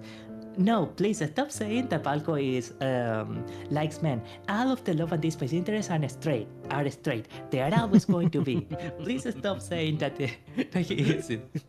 Yeah, no, they even say that. They even say that the Balco was, you know, the Chinese fans were mean. Like they were really, really, really mean. Without getting into too much VTuber commentary, etc., it's not exactly the first time that a Chinese audience was very assertive towards a few male VTubers. And I guess that can be kind of a double-edged sword, in that it is cool that the Chinese fans are very open with what they want and what they like, etc. But they can also be very a bit too mean already. They can be a bit much. Supposedly they are like very, very, very, very parasocial. And it's not just, for example, that they say, I hate this guy and I don't like it. They were demanding info to take out the character. They were demanding info to delete Balco. They should allow me to pilot, like, they should make a VTuber model and I can be his VTuber model pilot and I'll just make fun of fans for them. That'll work. Because I make fun of you guys. I make fun of my viewers a lot. They deserve Supposedly it. Info... No, it's okay. No. Supposedly Info loves drama. So they actually secretly, those are the rumors at least, they secretly enjoy fanning the flames of these kinds of drama incidents online, etc. Dude, because they like watching the flames. If I was like the developer of a what are they called again? Just those type of games where you have such a dedicated fan base, I too would kind of enjoy just like messing with them. It'd be a little fun, but I will feel way too fun. I just constantly feel like this is going to sound like such a self-aggrandizing thing, sorry, but I feel kind of responsible for the emotions of the people who come to, let's say, the people who come to watch me, etc. So that's why I constantly keep trying to like I don't want to say or do something that will make them feel bad, so to say, even if it will be something that's kind of inconsequential. This is going to sound like such an arrogant story, so I apologize beforehand. But there was actually someone who had like a bit of a small mental health crisis in the chat, and it was a larger, a great name, someone we never posted before. Now, when they started saying like really bizarre stuff and not in the good JoJo way, eventually got to the point where I had to delete one of their messages. And like a regular said, oh man, anyone else would have like just banned the person on their message. But I spent like 10-12 minutes or something trying to talk to this person and trying to say that I understood their feelings, that their feelings were valid, and that they shouldn't feel ashamed for being a bit different. But because I had like 12 people watching, I just couldn't have that comment up in the channel, and that other people were coming here to have a good time, etc. But that again, I really care about them as a human, and that I was going to sit and pray for, so that they will eventually feel healed from the emotional pain that was inflicting them. And I think maybe to a lot of people, I think that there's absolutely an aspect where you can care for your viewers and make sure that I would be of the view that if someone comes in here and they're kind of trauma dumping, which I think is a thing that can happen, simply you said my approach would be, I'm so sorry that's happened to you. I hope things improve. I hope I'm able to make your day better. And then if they continue going on about it, I will just very gently go, this is a kind of what's the term I use again? This is a relaxed place. A comfortable place, yeah, a comfortable place. I'd rather not stay on this topic. I hope you can relax here, is what I'd say. So, I hope you can find the help you need or something. Yeah. Something that because I think there is a danger of a VTuber going too much in that. I think it depends on who it is. If it's like some new person that joined and is just suddenly saying some stuff, it's like, What? Like, I'm like confused and shocked. If it's like a dedicated the viewer, first then I'd message probably then, I'd probably even be like, hey, relax. Maybe we can talk about it on the Discord or something. We can have like a little yeah. trauma section or something. I don't know. But Yeah, I but don't not on think the it's bad. stream, not in I'd the be hesitant to do something too in depth, as kind of what you're suggesting. Yeah. Both from my own kind of state of mind, both from the viewers, like making sure that they're enjoying stuff. And also just, for parasocialism, you know? Mm. Yeah, no, it is very true. One of the big reasons why I was able to quote unquote get away with doing that is because the chat was very, very small. It was something like, let's say, 5 viewers or something. Okay. But Yeah. imagine if it was, for example, if I had like 50 viewers or 70 viewers or something. No, that is a high fantasy. Me having more than 50 CCV, like that's something out of the Lord of the Rings. Like, if I handle things in that way, then yes, being so empathetic and spending 10 minutes on someone's a story of personal pain, that will be almost like a beacon of like, I come think over I think it here, could just come and trauma dump in here. I think it could Come do that. here. I know of some VTubers who did go down that route and kind of encouraged people to do that, and I just don't like that. I don't think there's anything wrong of like if someone is having a bad time, checking to see how they're doing, hoping that you're able to make their day a little bit better and kind of just give them a bit of a reprieve.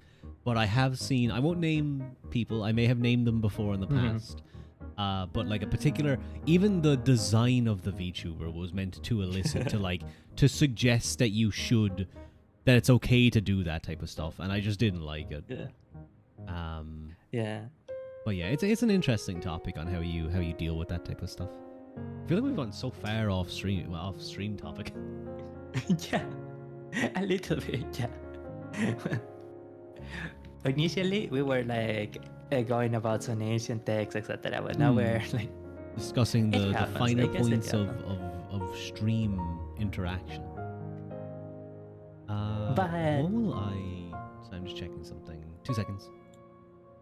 yes, of course.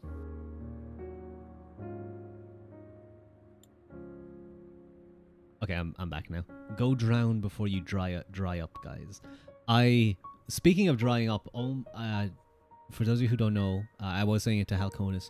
I was conscripted by my by Papa Rua today to help with a big construction project in the back garden. And that involved me shoveling cement for like, don't dry up like a prune. I'll try not to. Shoveling cement for like the whole day. And my hands were so dry afterwards. It was the worst. Oh my god, It's rip painful, your back. yeah. My back wasn't actually too bad from it, but it was. Yeah. It was a bit fatiguing, but. Why is there a caution? Pouring cement in the forest? No, don't pour cement in my river. Is that what the caution floor is for? No, I'm actually trying to look for something that will be good for construction work. I think I found it actually. Oh, I guess that's a cute kitty. I will put it in your head because here. Oh, helmet, excellent. Yeah, this thing. You're making me a construction worker. Hang on, because these are coming up from me, so I'm just gonna move them. I'm actually gonna put this little kitty. I'm gonna put. I actually don't know where there's a. Yeah, I know that there is a hammer here. Put it here. Yeah, no, Rod was hard at work. Let me take the hat, and I'll put. Oh wait, hang on. I'll Is put the that hat on. animated? I'll put the hat on. Thank you. No, thank don't. you. So the issue is, I Halconiis, didn't is know that it I was have animated. I have It was just- control. I have control of your. Sorry, I wasn't clicking the button so you could hear me. The issue is is that I have control of your assets. So when you bring them on, they just stay there, and then I have to move them. Oh, really? I thought that if I move the assets, then they will appear in It your would if end I as gave well. you control, but because I'm controlling your model, right, yeah, to yeah, be able to because you're set the you up, host, I'm yeah. able to do this. Hang on, I need to make myself a little bit bigger again. I can't be the same size as you. No. Yeah. Hang Gosh, on. on cat sign. I think I had. I like this cat sign. It's Like- cute. It is really pretty, right? I am pretty sure it is the felt from for. Why is he getting bonked? He deserves it. He deserves to get bonked. I deserve it. Yeah. I'm sure I did something to deserve it. I'm just This gonna looks less place like a one cat construction here. hat and more like a beanie. A construction, like a medical It's a beanie. construction beanie. Yeah. Have you ever worn a construction hat before? By the way, it really is pretty strange how it feels. I have worn them a few times. I got to drive a load all before. It was kind of cool, which is like a big Really? forklift basically. I have the Oh. option of climbing up a crane because someone that I know is now a crane driver, and they offered it to me. Oh. And I don't know about that. I don't know if I want to climb up a crane. I feel like I would get very scared and wouldn't be able to get down. Especially climbing going up on or down the stairs, I imagine will be the most scary thing. Because like on the top of the crane, of course, you had the cabin to protect you. You're not gonna fall or anything.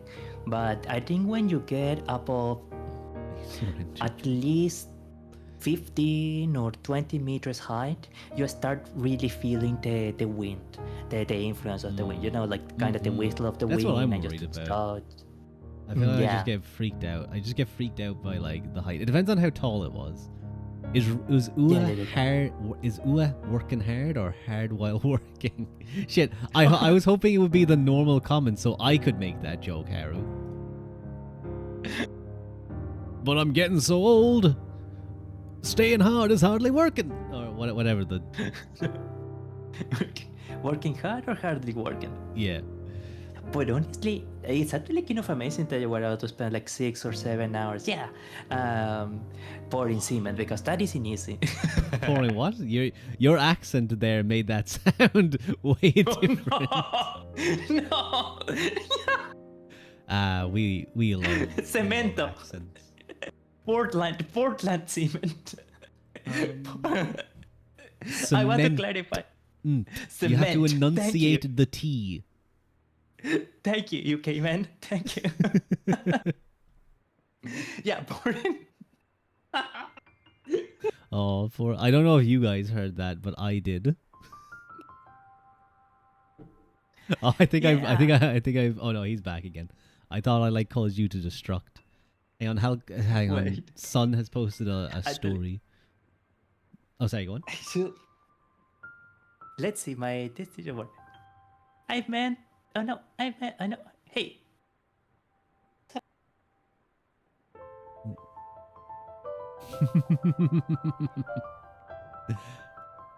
But because it's on my OBS, so Oh, are you okay? Are you if good? I do. Yeah, no, I am good. I have like filters, audio filters, that I had here on OBS. Oh, so you're I able to have do. one. Mhm. Yeah, for example, I can do like a reverb voice or something like that.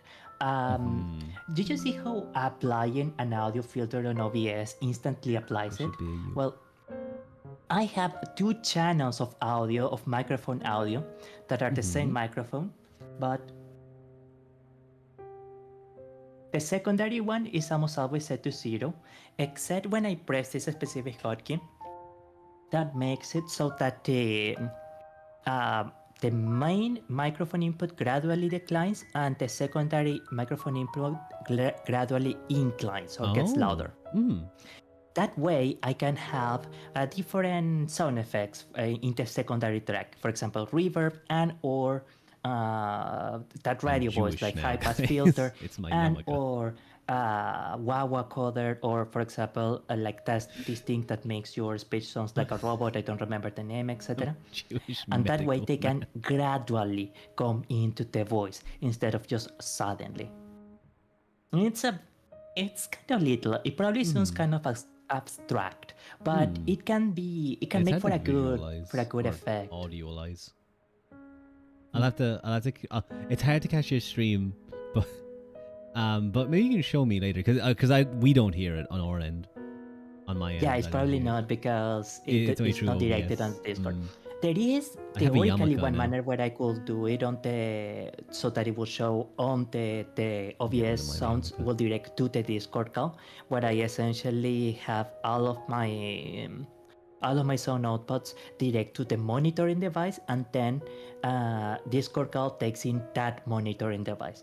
But it's not something that's worth like really picking up now. When you watch the bot, for example, or if you watch the bot of this stream, you should be able to see it on the on this part where, for example, now I am talking normally, and now I am and now I am control, and now I am gradually talking on the secondary. And Okay, the I'll have to, secondary yeah. now disappears. I'll try and Back to find primary. it and listen to that section because that sounds sounds neat. I want to see what that does. Thank you. Wait, what did Thank you, Sun thank say? you. There was recently a story about a government building in which 1 to 7 floors were told to turn off their air conditioning to save the environment, while floor 8 and above, where the rich executives are, were to keep on the air conditioning. I thought wouldn't it be really unfortunate if someone turned off their air conditioning for the whole building and then poured concrete over the interface? Also in Minecraft. In Minecraft. Sun is doing some corporate espionage, like real espionage.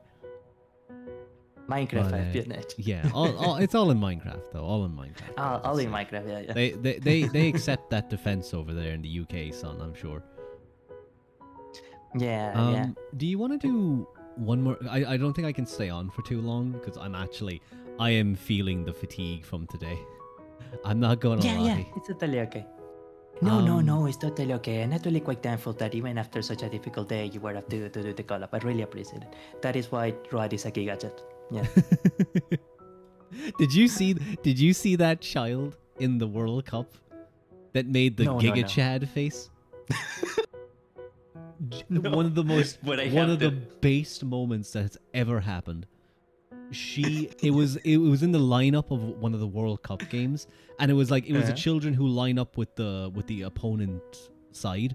Like, have you seen that before in soccer games where they'll go out and they'll be standing next to each other doing the national anthem or whatever, and then there'll be younger kids standing in front of them.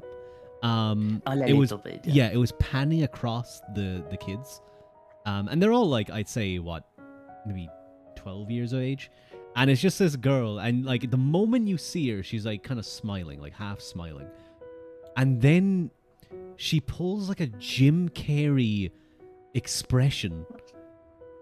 Do you know who Jim Carrey is? Yes. Yeah. She manipulates her face to be the Giga Chad perfectly. Sorry about that. And it's incredible. I would highly, maybe I can pull up her face. Hang on. What do I even type in?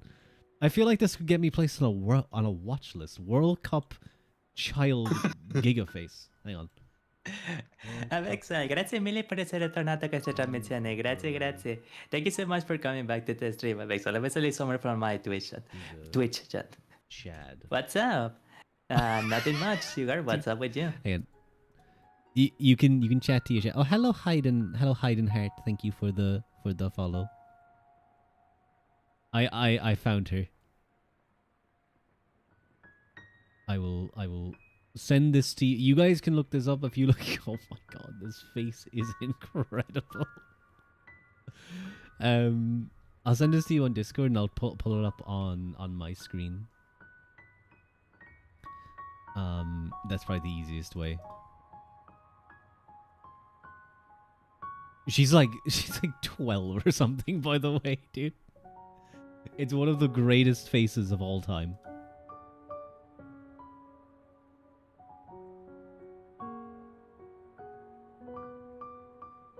Link in chat. No, I'm just gonna pull it up on my stream. Guys, look at this. She did this, like she was planning this from the beginning, but she hit this so well. That face manipulation, she's unironically, yeah, it's one of the greatest things that I've ever seen. It's so good. Generational Mog. It really is. Dude, you need to watch the video though, Halconiis. The video is even better. Because you can see her questioning whether to do it or not.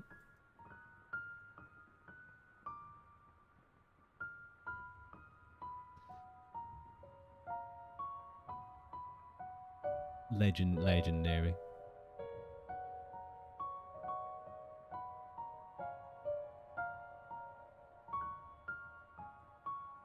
Maybe the kids are gonna be alright. Maybe they will be, Dixie.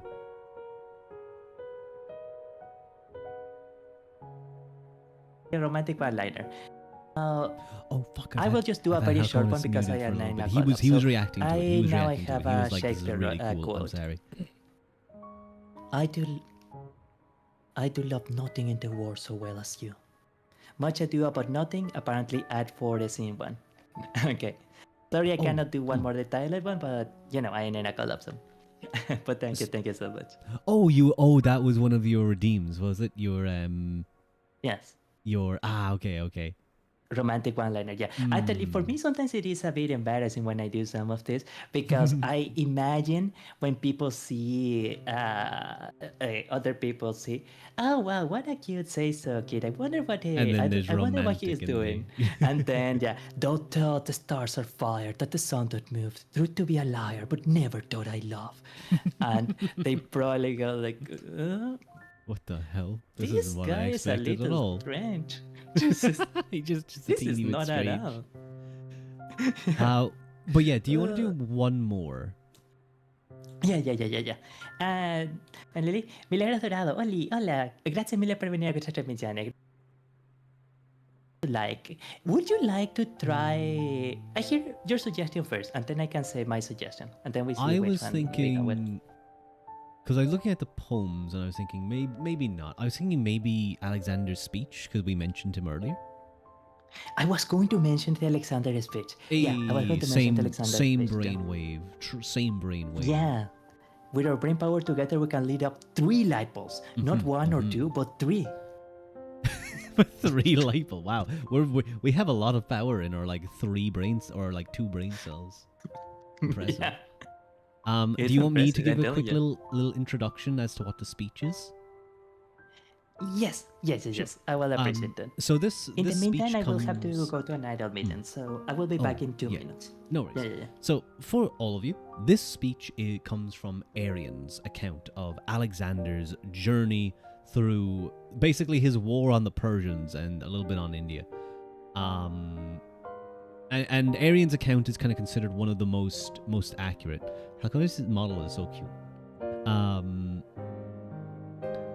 This speech occurs near the kind of end of his campaigns, where after decades, no, I don't know if it's decades, he was only like 33 when he died. After a decade, let's say, of conquest, he's really kind of pushing the limits of his soldiers, and at Opus, they mutiny against him. His soldiers who have been with him since he left Macedonia over 10 years ago, and they just want to go home. They just want to return home. There's a couple of other things going on where they're seeing Alexander become more Persian. Alexander's taking on Persian wives. He's taking on aspects of how Persians act. He's dressing as them. And some of the higher ups are starting to see Persians come into their ranks.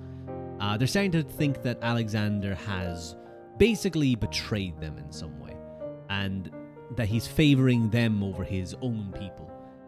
And Alexander, he kind of sulks for a little bit. Alexander did that. He sulked a lot when he didn't get his way.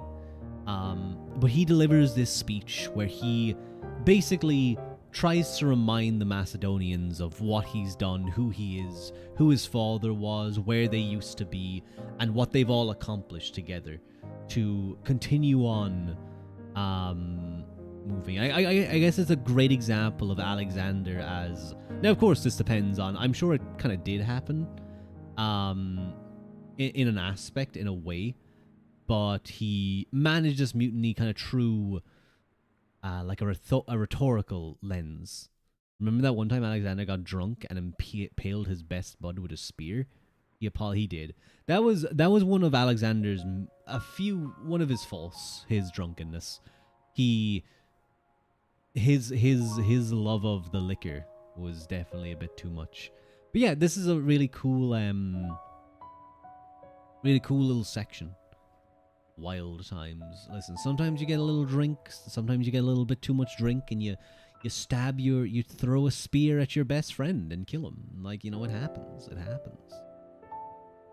I imagine also yeah, hello, I'm back. I imagine also that back then people just had a very different conception of violence and death. Yeah. Because for them, violence was kind of like as common as, for example, for us to like write a mean message online or something like LMFAO, get up, loser, F, 0 out of 10, Alexander etc. definitely would have been a guy who, like, he would become a competitive like league player, and he would be rage baiting in the chat. Absolute raging. Yeah.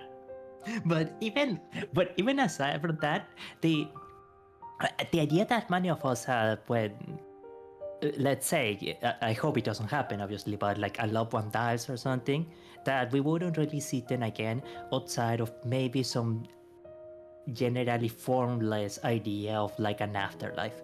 But people like Alexander and many, especially of the Macedonian followers, his Macedonian companions, etc., they will have thought that if they died in a glorious battle, like for sure they will be in Mount Olympus or in the Elysian fields, etc. Like for them, there was absolutely no doubt about the fact that if they live and died a noble death, they will be somewhere glorious. Mm-hmm. So for them, it will and be these guys, and he's been in wars for how much of his life.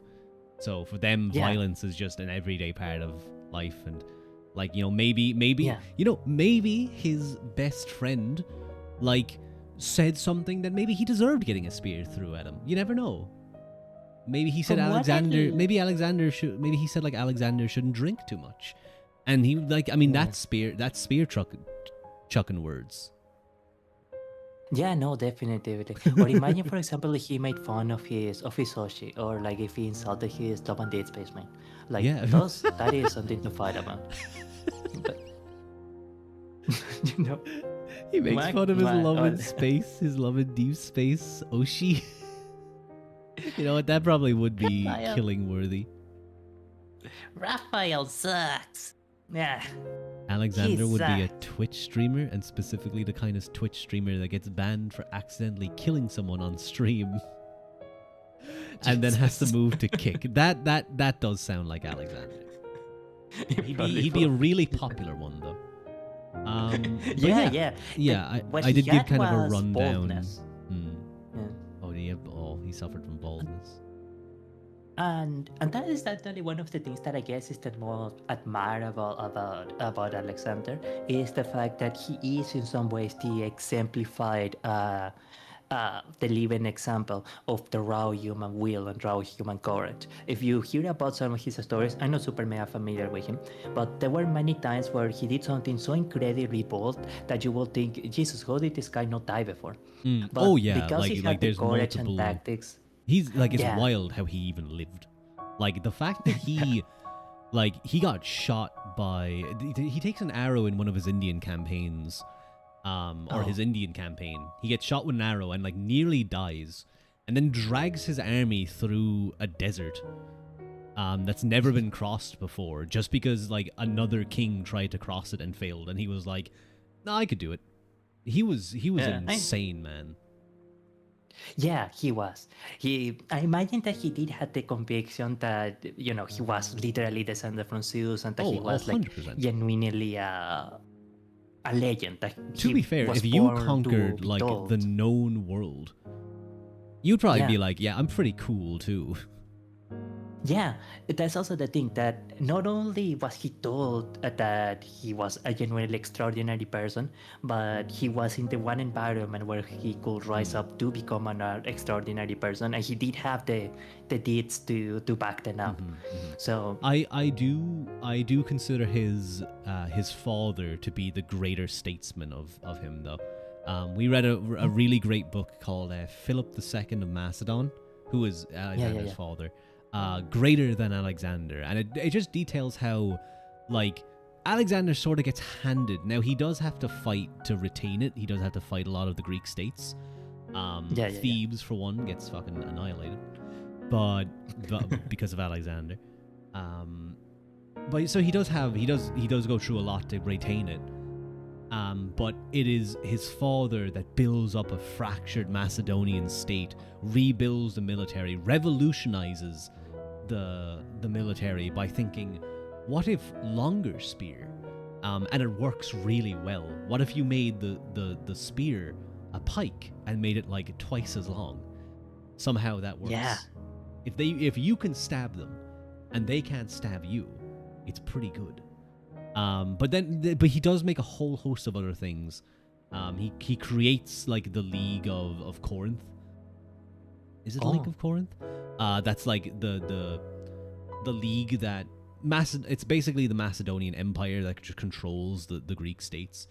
But his father does so much, and then he dies, and Alexander takes the reins, and the Persians get destroyed. And sorry, go on. No, that is actually one of the things that I was kind of wondering when I read a little bit of his story, because I never knew much about Alexander, only that he conquered most of the known world.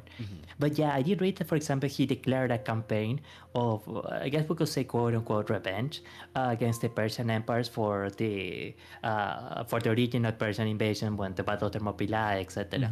And the story himself mentioned that it's kind of like a bit flimsy of excuse to really say, to use that as a reason.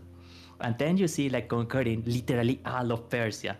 And I remember kind of thinking, this guy is a bit of a meanie. What did Persia ever do to him for him there's to sort of conquer an them aspect like of interest. that? There's an aspect that I do find interesting. I think the book raises it as well. Is that like his father is a much greater statesman as well. Like his ability to create deals and stuff. Alexander shows himself to be an incredible and charismatic leader and military commander. But not a diplomat, I guess. Not really a diplomat. He does do diplomacy, obviously. But, he never really runs his state. His empire falls apart on his death after only a couple of years. But there's sort of a question of, would his father, if he hadn't been killed, had conquered as much as he would have, as Alexander did? Because maybe his father would have stopped at a certain point and said, that's enough. He wouldn't have had that same fanatic drive in himself as Alexander did. So it's interesting. But yeah, I think... Yeah, he probably... No, sorry, I was just going to say he probably would have been far more cautious, yes. But yeah, so do you want to... Would you like to read the speech, or... We could both give it a go. I don't think it's too long. I think it's better if we both try it. Yeah. I don't remember who was the last person to read a speech, so I think it is better if we both try. Yeah. I think that's fair. And it's not too long either. It's like 1, 2, 3, 4. It's only a few paragraphs. Yeah, Alexander Opis Motini, right? Yeah. You know one thing that I was thinking, trying to implement? Sorry, it's just like... Thank you. I will appreciate that, actually. Thank you. I'm sure you know the coin flip thingy of Fear and Hunger. Yeah. It appears head, tails, etc. I want to have that for my stream. I want to add that on my streams. So the way that I was kind of planning it will be to have like a hotkey that makes the first selection appear. And then through two different hotkeys, you either pick head or you pick tails, and it will appear on the menu with the corresponding sound, maybe. Now, the part that is a little bit difficult is to create some kind of random generator. In the game, by the way, it's always 50-50. Maybe sometimes it feels like the god of the coin has something against you, but supposedly it really is 50-50. Anyways, creating some kind of random generator or something that will randomize the result. And that way, the both choices will lead to the same randomized generator. It doesn't need to be a particular generator because you're not supposed to know which one is going to work. And so if you get a successful coin flip, then you win something, etc. But if you fail the coin flip, then you are supposed to say something really silly on stream, or you're supposed to like Oh, that's a good throw a idea. grenade on you, etc., etc. I like that. That's Thank you, kinda thank cute. you. Yeah, it's something that can be like add a lot of unexpected or dynamic things to the It could definitely be done. I like one of my friends, Fua Hanakishi, is he's a coder. He's very good at coding, and he's able to do loads of stuff. And he's made like his own little card game where people can redeem cards, and it will show a graphic on stream of a card pack being ripped open. It's like all fan art and stuff that he's had done, and like keeps an information of like a collection bank of what cards you've gotten. It's wild to see the stuff that he can do. But obviously that's a skill. That's a well-developed skill. It takes quite a bit of skill, and also like sometimes a bit of patience in that it can sometimes be involve a lot of debugging or saying, okay, why is this not working? Why is this, etc., etc. And also Windows doesn't always help with how it doesn't get permissions to near anything. Okay, but my apologies. Okay, so Alexander's speech. Yeah. So I think the actual speech begins at 7.9.1. But I think if I'm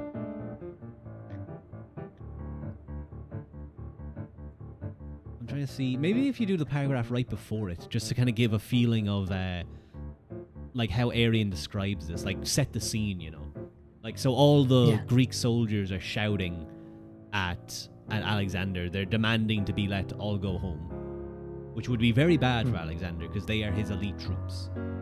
So if you start at maybe 7.83. Okay. Do you wish to go first, or? I think you can go first. Okay.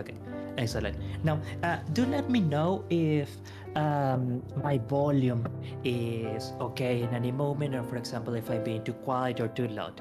Because the way that I want to try and do his speech of Alexander. Yeah, I'm gonna try to act it out, and that is going to be especially difficult for me because I know I'm so soft-spoken. But of course, Alexander, he has no reason. The descendant of Zeus has no reason to be soft-spoken. He fears nothing, so he should sound like for example, like thunder and fire, like a really manly person. But I see that it is here Arian's narration, so that part I'm going to just try and read normally. You said 7.8.3, right?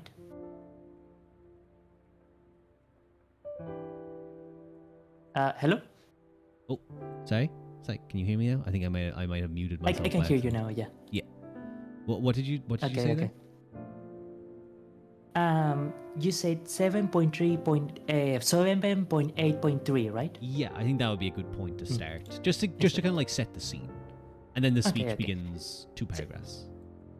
Bienvenido, señor Milagritos. Ahora estamos leyendo unos textos de la antigüedad. Estamos leyendo un texto de Alejandro Magno. Esta es una colaboración con un conocido Ruat Bacaelte. Sorry, it's for a Spanish-speaking amici. That's not what it says.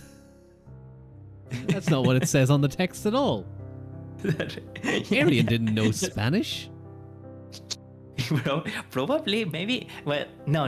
Yeah, at that ancient time, they wouldn't have had Spanish. Or is that Portuguese? It's Spanish, isn't it? Spanish. Yeah. Eu no falo portugués. Debería aprender, but eu no falo portugués. But okay. Así que. So now we will start the text. I just want to make sure I didn't miss. I'll be quiet for this any as well. chat here. No, I don't think that I did. Oh. Sorry. You two are adorable together. Oh, it's very sweet. Okay. That's very sweet. I'm glad. That's nice to hear. They could not keep quiet any longer, but all shouted to Alexander to discharge them from service and take his father on the expedition. By this insult they meant Ammon. Note: the Egyptian god, Alexander believed him to be his father. Oh, right, because I think that they were also angry at his adoption of Persian customs. Yeah, exactly. That was one of the things that they were revolting about. Speaking of, when you mentioned his friend, the general who got killed in the drunken duel, I think that the thing that the drunk guy insulted him about was actually his adoption of Persian customs. I think that's why he actually got like really angry. At least that's what I saw on a YouTube video. But YouTube videos are about as reliable as Herodotus, so true, yeah. true. No. Okay. When Alexander heard this, he was now rather more quick-tempered and Esther flattery. Sorry. When Alexander heard this, he was now rather more quick-tempered, and Esther flattery had made him become arrogant towards the Macedonians. He leaped from the platform with the leaders around him and ordered the arrest of the most conspicuous troublemakers, indicating to Hypaspes the men for arrest, 13 in all. He ordered them to be led off for execution. And when a terrified silence had fallen on the others, he ascended the platform again and spoke as follows. Okay. Now, I'm going to try out. Sorry, I am a little bit nervous. This. Yeah? Oh. Just do your best. You got this. Thank you. Okay. Despierta, acero. Right. Macedonians, my speech will not be aimed at stopping your arch to return home. Am I not shouting too loud for the microphone? It's not distorting? It seems fine on my end. I like that. Okay. I like that tone too. As far as I am concerned, you may go where you like. But I want you to realize on departing what I had done for you and what you had done for me. Let me begin, as is right, with my father Philip. He found you wandering about without resources, many of you clothed in sheepskins and pasturing small flocks in the mountains, defending them with difficulty against the Illyrians, Tribalians, and neighboring Thracians. I insert this little thingy here. Okay, now I installed it. Okay. He gave you cloaks to wear instead of sheepskin, brought you down from the mountains to the plains, and made you a match in war for the neighboring barbarians, owing your safety to your own bravery and no longer to reliance on your mountain strongholds. He made you city dwellers and civilized you with good laws and customs. Those barbarians who used to harass you and plunder your property, he made you their leaders instead of their slaves and subjects. He annexed much of Thrace to Macedonia, seized the most favorable coastal towns, and opened up the country to commerce, and enabled you to exploit your mines undisturbed. He made you governors of the Thessalians, before when you used to die of fright, humbled the Phocians, and so opened a broad and easy path into Greece in place of a narrow and difficult one. The Athenians and Thebans, who were permanently poised to attack Macedonia, he so humbled, and I was now helping him in this task. Note, this refers to the Battle of Chaeronea in 338. Okay, yeah, I kinda like it, sorry.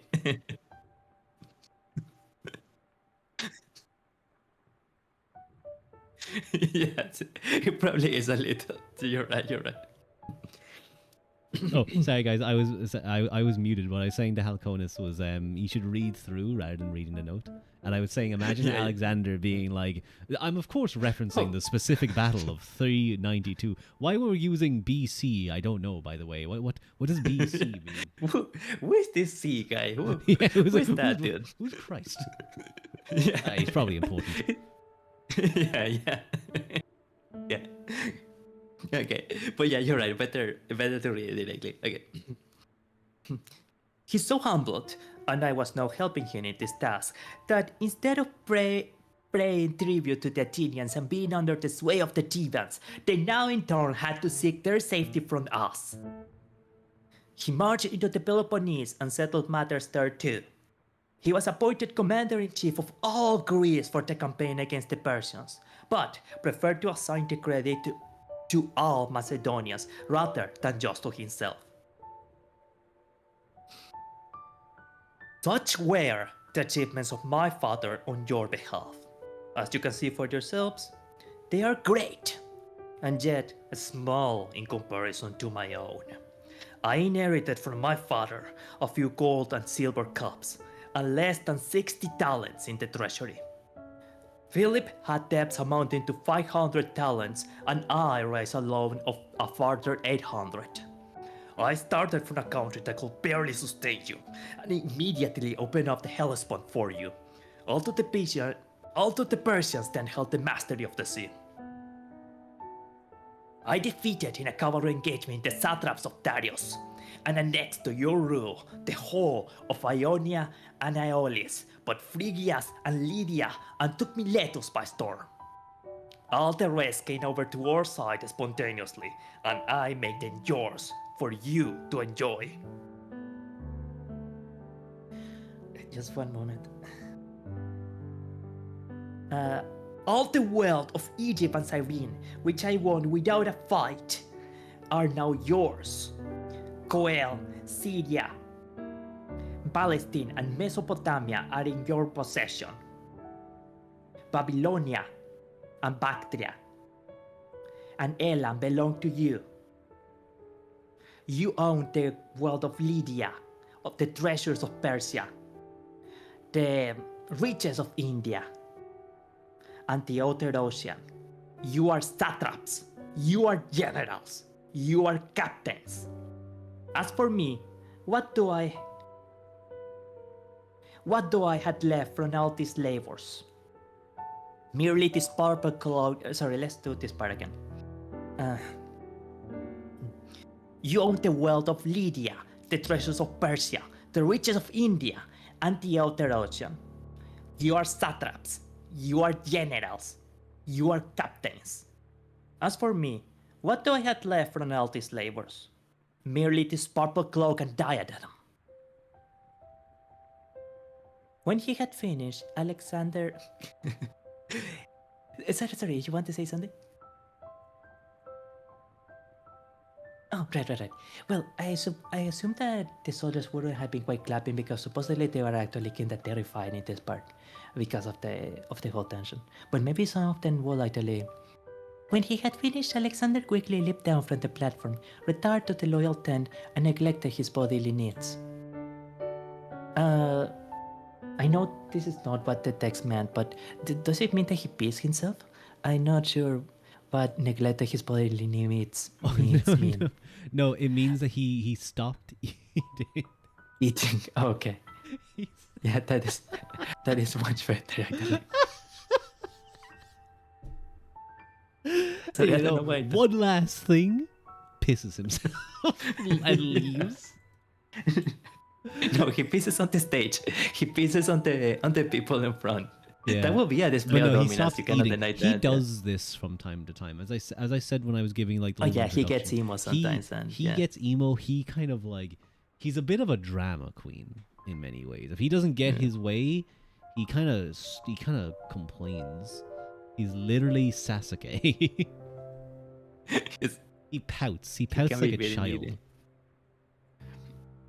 I suppose that Sumabu is led so much by his impulse, by his emotions, that like, yeah, sometimes he can be like a little bit... I don't want to say whiny, obviously, or such a powerful person, but like a drama queen. He can be a bit of a drama queen. Yeah.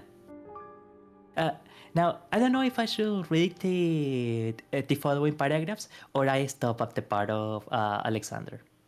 I suppose we're more looking at the speech itself. I think what effectively happens is they all beg his forgiveness. They're all like, "No, Alexander, don't starve yourself, please." Ooh. And Alexander's like, "Oh, woe is me," and then they all make up after a bit. Oh yeah. Yeah. I think we focus on the speech. I think there's a lot in here that's, I guess, a very interesting way to deal with a mutiny. It certainly is pretty fascinating. Partially for me, it is kind of interesting that he sends off the ringleaders to die. when his intention was theoretically to forgive the army or to just let them go. So why didn't he just let those guys go too? But I suppose in a way he, recently I was watching the story of Genghis Khan. And right, we had the story that Genghis Khan was like very brutal leader, would like kill everyone he saw for no reason, etc., etc. And maybe that he sent people to another Minecraft planet for no reason, etc. And I am sure that also that happened a lot of times. But supposedly, when he really sent an entire kingdom into hyperspace, when he sent messengers to this kingdom, and in an arrogant response, the kingdom of Domasambia, let's say, decided to give a very close shape on the neck to the main diplomat, and sent back, and also paid up the other two diplomats and sent him back. And that is when Genghis Khan said, "Oh, okay, we need to make an example out of this so that no one ever thinks of doing this again." And that is when he did the kind of brutality that his army became famous for. So it wasn't just for a sense of destruction or wanting to send other people to the Minecraft world, etc. It was always a very calculated kind of cruelty. And maybe that is why, for example, Alexander here, he even if he was going to forgive the army, he couldn't forgive people that tried to start a mutiny on him, because that would be just encouraging more trauma dumping or more. I think I remember because I have a book all about the life of Genghis Khan. It's a really good book. And it's a really difficult name. It's like Quaram Zam or something. They were like a sultan. I think that was the kingdom that did that. He sent, as you said, like diplomats, and they murdered them. And Genghis Khan was like, "What the fuck? Why would they do that?" Yeah, I it's hate my enemies, but I hate part. backstabbing snakes more. You know what? You should be like that, Dixie. That is like, if someone betrays your trust, you can't deal with that. At least you know where your enemies stand. Traitors, you gotta deal with them quick. Yeah. But Genghis your back Khan, is always vulnerable. I also think it's really interesting when, like, the stories of, I think, was this the Genghis Khan? Was this the Huns? Not the Huns, sorry. Mongolian Empire, where they had the flag system during a siege, where it was like, they would offer surrender to a sieged city, and then if they refused, then after a certain period they would raise like a black flag, and it was literally like, you all die now, and they were going to storm the city. It didn't matter what happened, they could surrender at this stage. They would slaughter and loot and destroy the place. But other times, if they surrendered, many of them would be allowed to go. They'd probably take a pick of people, like particularly skilled individuals, and send them off to Mongolia to become tradesmen over there. It's a very, very interesting empire, the Mongolians were. Supposedly, from what I read, they were also one of the first empires that had the problem of hyperinflation, because they, to fund their campaigns, they constantly borrowed debt or something like that against their own currency, or increased the taxes on different areas. Yeah. And eventually it kind of happened, like, for example, that the paper money they had was worthless. It was, for example, like, you could only buy one piece of meat for like I don't know, 1,000 Genghis dollars or something. Genghis dollars. Genghis bucks. Yeah. Genghis bucks. Hey guys, you send me 5 Genghis bucks, and now I'm picturing Genghis Khan like on his conquests, and he's with like his great general Subutai, but they're streaming. They're like streaming their conquests, like, guys, and Subutai's like, guys, if you send 10 Genghis bucks, we're going to invade China. Someone just redeemed 100 Genghis bucks. We're sending another invasion to Japan. Oh, there's meant to be a typhoon, but it's okay. Send another one. Yo, Hansu Wang coming in with the 20. Hasuan, thank you so much for the 100 Genghis Paxano. Now we are going to Siege Ram to go through a Siege Ram. And they just go directly with the, you know, the Age of Empires 2 Siege Ram thingy, right? The little karting, yeah. Excellent. Woohoo, we're just going ahead. They're just sending their siege right ahead. No water cover, nor anything. I mean, they did get like a super chat, a Genghis Khan super chat, so they had to risk it. Polymarket-based Asian conquering. That's so funny, dude. It is. It really is. Okay. Okay. Will I do the speech? I think I might end soon because I'm getting kind of tired. I do apologize. Yeah. But I'll do the speech now. I do want to say, by the way, Halconiis, I'm very impressed with you, like, you know, being willing to read, because as someone who has, for you, like, English as a second language, where the pronunciations can be very tricky, the consonants or the sounds can be a little bit awkward. Like, even if I could speak another language, I'd be very, like, kind of hesitant to do a speech, like a well-known speech in it. I think not even, and you're doing a good job with it, by the way, but like it would be a very intimidating thing if I'm trying to imagine doing it. Thank you. I really appreciate it. The way that I normally try to see it, or that I generally try to see it, is that there is nothing impossible to him who will try. Apparently, it's like a quote that probably Alexander the Great said. The way that I try to see it is that I had to kind of like throw myself into trying something new, knowing that I'm gonna mess up like here and there and in many places, but that as long as I have the spirit or the conviction, I guess you would say, to try and do it as something better, then that is something that drives me another step forward to, I don't know, visiting the tomb of Achilles that apparently Alexander the Great went when he found finally the tomb of Achilles, or to actually speak a proper English, etc. There was a long time where I used to rewatch my bots and actually listen to the way that I was speaking and annotating, okay, I had to do this part better, I didn't speak this correctly, this thing I had to do better, etc. And I kind of try to do that also with English. It's especially poignant when you mentioned the matter of the consonants are so different, etc. Because while I was doing the speech, I was thinking my tongue is not in the right place, and my chin isn't moving how it's supposed to be moving in English, etc. There's this constant trying to learn, so to say. But thank you so very much. I really do appreciate it.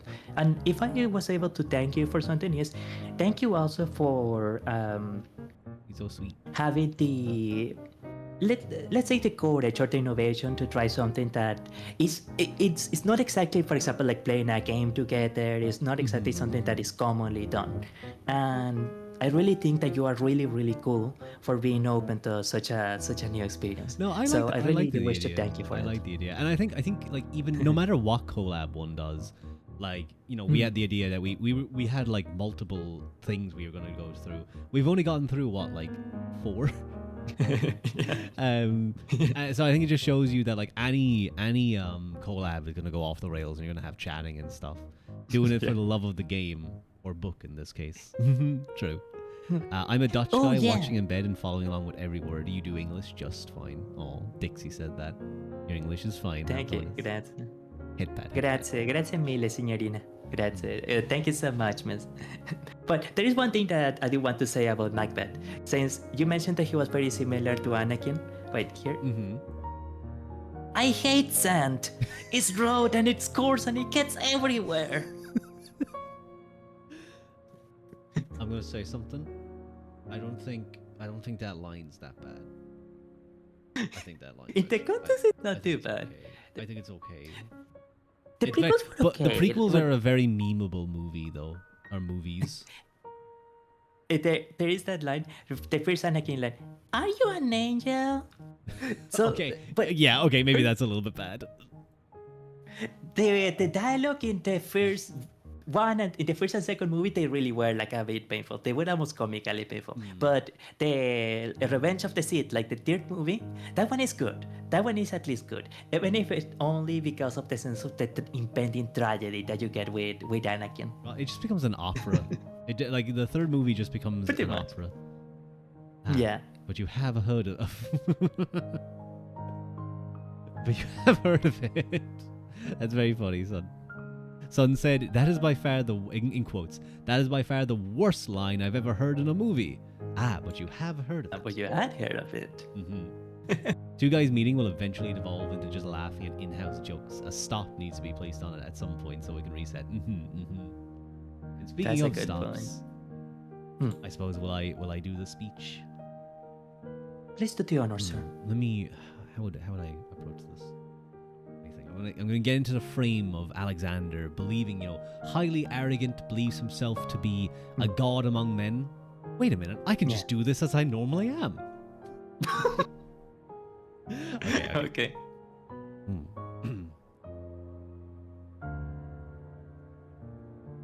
Macedonians, my speech will not be aimed at stopping your urge to return home. As far as I am concerned, hello raiders, hello. God damn it, I was in the middle of a speech. Welcome, Raiders. Hello, Fua, thank you for the raid. You guys interrupted my cool Alexander the Great speech, how dare you. Hello, Rory, hello, Wolfie, hello, Yuki, hello, Trini, hello, Fua, the Chinchilla Prince has granted you with his Fuamily. Hello, Zero Kamiyama. I don't remember this part of the ancient Macedonian Bronze Age. You don't remember? I did see some versions where, yeah. Son, you don't remember when Alexander, in the middle of his speech to his mutineers, was like, "Yo, yo, Athenian General 2260, thanks for the 10 Alexander bucks." Yo, sure, I'll throw in a reference to Athens in the speech. You got this. But hi, guys. Yeah. I'm sorry. Shout out to Pericles fan 68.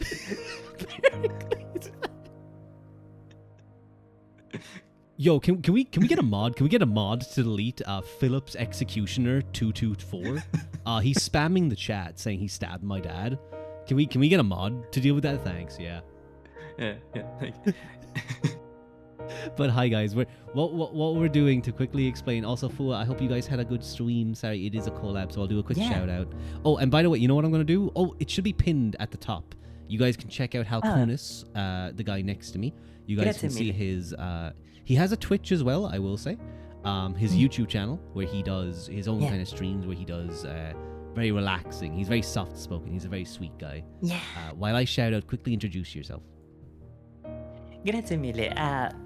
Saluti a tutti i belli amici. Yo sono Halconiis de Buono, el VTuber que quiere hacerlos a todos muy muy felices. I am a mainly English speaking VTuber, and sometimes I speak a little bit of Spanish. Mostly known for my voice acting and my comfy streams. I generally like to play more comforting or cozy games, such as story games or games like this farm simulator game, Stardew Valley.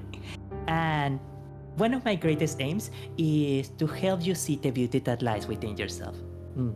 Oh, see what I mean when I say that he's a very sweet guy? Don't you guys just want to support this little guy? Look at him. Look how cute he is. Yeah, look at him. But he anyway. worked hard to fly. Just don't tell them about that snail on your sleeve. He's been eating my bananas. Down there. He is eating some bananas. Halconiis was telling me before stream that he also has a terrible snail story, and he also has a little snail on his model. I need to draw a halo for this one. You should draw a halo, cause yeah. I felt so bad. Would you like to tell the story, Halconiis, of the snail. This stream is not on. He's a little guy compared to you. He is Halconiis is a little shorty. I am very tiny, yes. This stream is not unfamiliar with the concept of snail death. Oh no, there is the tragedy. I don't want to take too much time from you because I imagine that it's pretty late in the evening for you. But I can tell simplify it. Yeah. Okay, so I was riding my bicycle. Vroom, vroom, vroom, vroom, vroom, vroom, vroom, vroom. 7 miles per hour. Oh wow, dodging rocks, dodging potholes. Is this a yard that I see? Oh wait, I see a rock. Oh no, I better dodge it at the last moment with my handlebar. Only the front wheel of the bicycle moved, right? But wait, looking down a bit, I see in the flash of my eye, it's not a rock. It's a snail, and its head is in front of... Oh no! Oh dear, I think one of the wheels got hit in the head. And so... Wait, how can I... I wouldn't show up on the other stream. I want to have something that... An effect that will make the whole head disappear. I want to have that for Fear and Hunger too. Like, if you had control over the layers of your model, you can increase completely the transparency or the alpha or reduce the opacity of a body part, and that will make it seem like that body part disappears. So when one of the characters loses an arm or something, you could make. Do you see my sleeve? Yeah. The easiest way will be with using you know how my character is painted like this, right? It has this kind of painting design, and you will have you will engage into a different kind of paint color, but instead of this being different colors, you will just make this part completely transparent or invisible. Okay. Yeah. And that way, for example, you could have you lose what happened? Both arms, one leg, etc. What is going on in the... Someone is saying couldn't you have veered out of the way? What happened, Dixie, was Halconiis was saying to me earlier, is he thought it was a rock, and he just kind of you just went to quickly avoid it at the I'll just move aside, and then it just went split. Yeah. You gotta eat. Good night. Not even imagine that. A good night. I hope you had a wonderful night and that you sleep of wonderful things. You deserve to have a wonderful rest after everything that you went through today. Damn, you just completely mogged my good night there. No. God damn, I just got absolutely night mogged. No. Sorry, I just instinct kick in. I just... Sorry, scusa. But no, I was going way too fast. And especially, it did not even occur to me that it could have been a snail. Because you don't see snails walking on the sidewalk normally, you know? So, yeah, I'd be very surprised if I saw a snail walking. I'd be kind of very scared if I saw a snail walking, Halconiis. I'm not gonna lie. Yeah, no, almost as bad as an ant guarding a gold, bit of gold, yeah. But yeah, I think a giant ant, that would be terrifying. That would be terrifying. I remember there's a movie about giant spiders, and there's I saw a short from it, and it's a giant spider, and it still moves as fast as a regular spider, and I immediately closed that short, and I did not like it. No. I will return to the room. So to explain, guys, very quickly what we were doing, we were kind of choosing some speeches or poems, or for example we did some Shakespeare earlier, where we were just kind of talking about things that we like about it, and we were kind of performing them ourselves. And this is probably the last thing we're going to do, because I'm getting a little bit tired and I need to rest. But we are doing Alexander the Great's speech at Opus, where his army mutinied against him. His Greek army mutinied against him, and he needed to convince them to stay with him. And he sort of has this kind of crash out. He kind of has a crash out about towards them, kind of telling them about all the great things that they've done together and that he's done for them. And this kind of solves the thing, but it's a very well-known speech. Halconiis did it earlier, so I'm gonna do it now. Macedonian. Oh, sorry, hang on, no. He's a little bit angrier, actually. Macedonians, my speech will not be aimed at stopping your urge to return home. As far as I'm concerned, you may go where you like. But I want you to realize on departing what I have done for you, and what you have done for me. Let me first, as is right, start with my father. He found you wandering about without resources, many of you clothed in sheepskins and pasturing small flocks in the mountains, defending them with difficulty against the Illyrians, the Tribalians, the neighbouring Thracians. He gave you cloaks to wear instead of sheepskins, brought you down from the mountains to the plains, and made you march in war for the neighbouring barbarians, owing your safety to your own bravery, and no longer to reliance on your mountain strongholds. He made you city dwellers and civilized you with good laws and customs. Those barbarians who used to harass you and plunder your property, he made you their leaders instead of their slaves and subjects.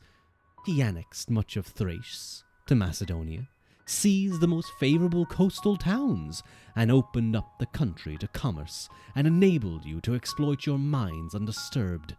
He made you governors of the Thilesians, before whom you used to die of fright, humbled the Phoenicians, and so opened a broad and easy path into Greece in place of a narrow and difficult one.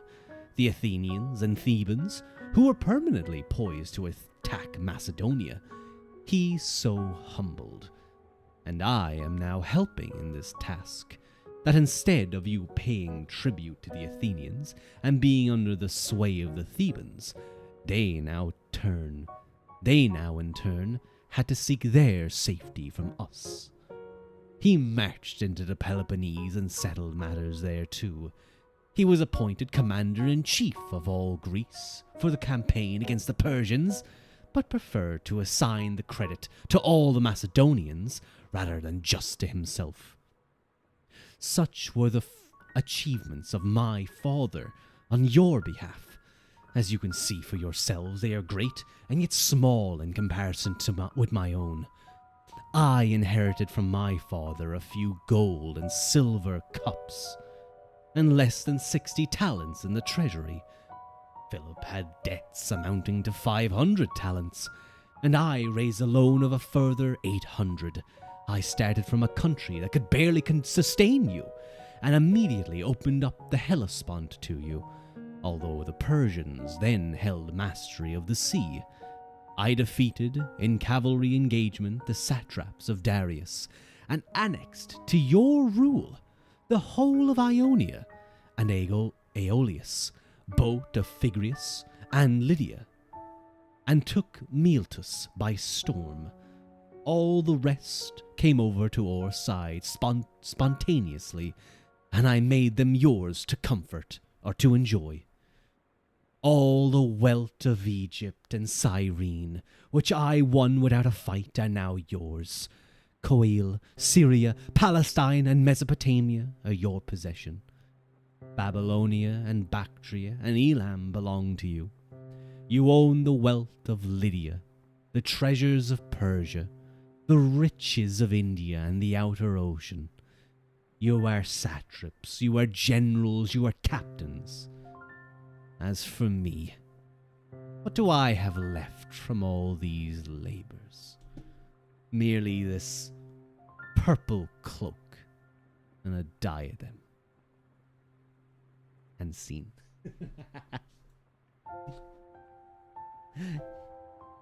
Hello, D. Hi, D. You caught me role-playing as Alexander the Great. I'm done. Sorry, I do apologize. I was assisting someone. Oh, that's okay. Who had... Yeah. No. Actually, I'm the one who should apologize. I should probably tell this person to be a bit more. Oh no, sorry. I was going to be a little bit bit undergrade, but it's okay. Because it's okay. I was just going to say to that person, please be more mindful of the problems that other people might have. Yeah, that's a bit too big to this person. But you said it now. Yeah, but I did say it. No, that is why Yeah, I tell kind him. of relate to Andrew Graves sometimes, because like sometimes some people like can come with a certain problem, etc. And at the same time, you try to understand that it's not quite their fault. They are just going through something, but you also have to go and fix it. And then it can be a little. Now I Tough. understand why Andrew Yeah. picks a smoke. Yeah. That was a fun speech to read, actually. I can It really feel was, like isn't the it? vitriol from Alexander in that. The sheer, yeah, Like, he the is fury and angry indignation. Yeah. at them for even daring to mutiny. And then afterwards, he goes off, as we mentioned, he goes off and sulks and doesn't eat or drink for ages until they all, like, You will dare question a god? pretty much, yeah. Alexander to a T. Peace and time for dominance.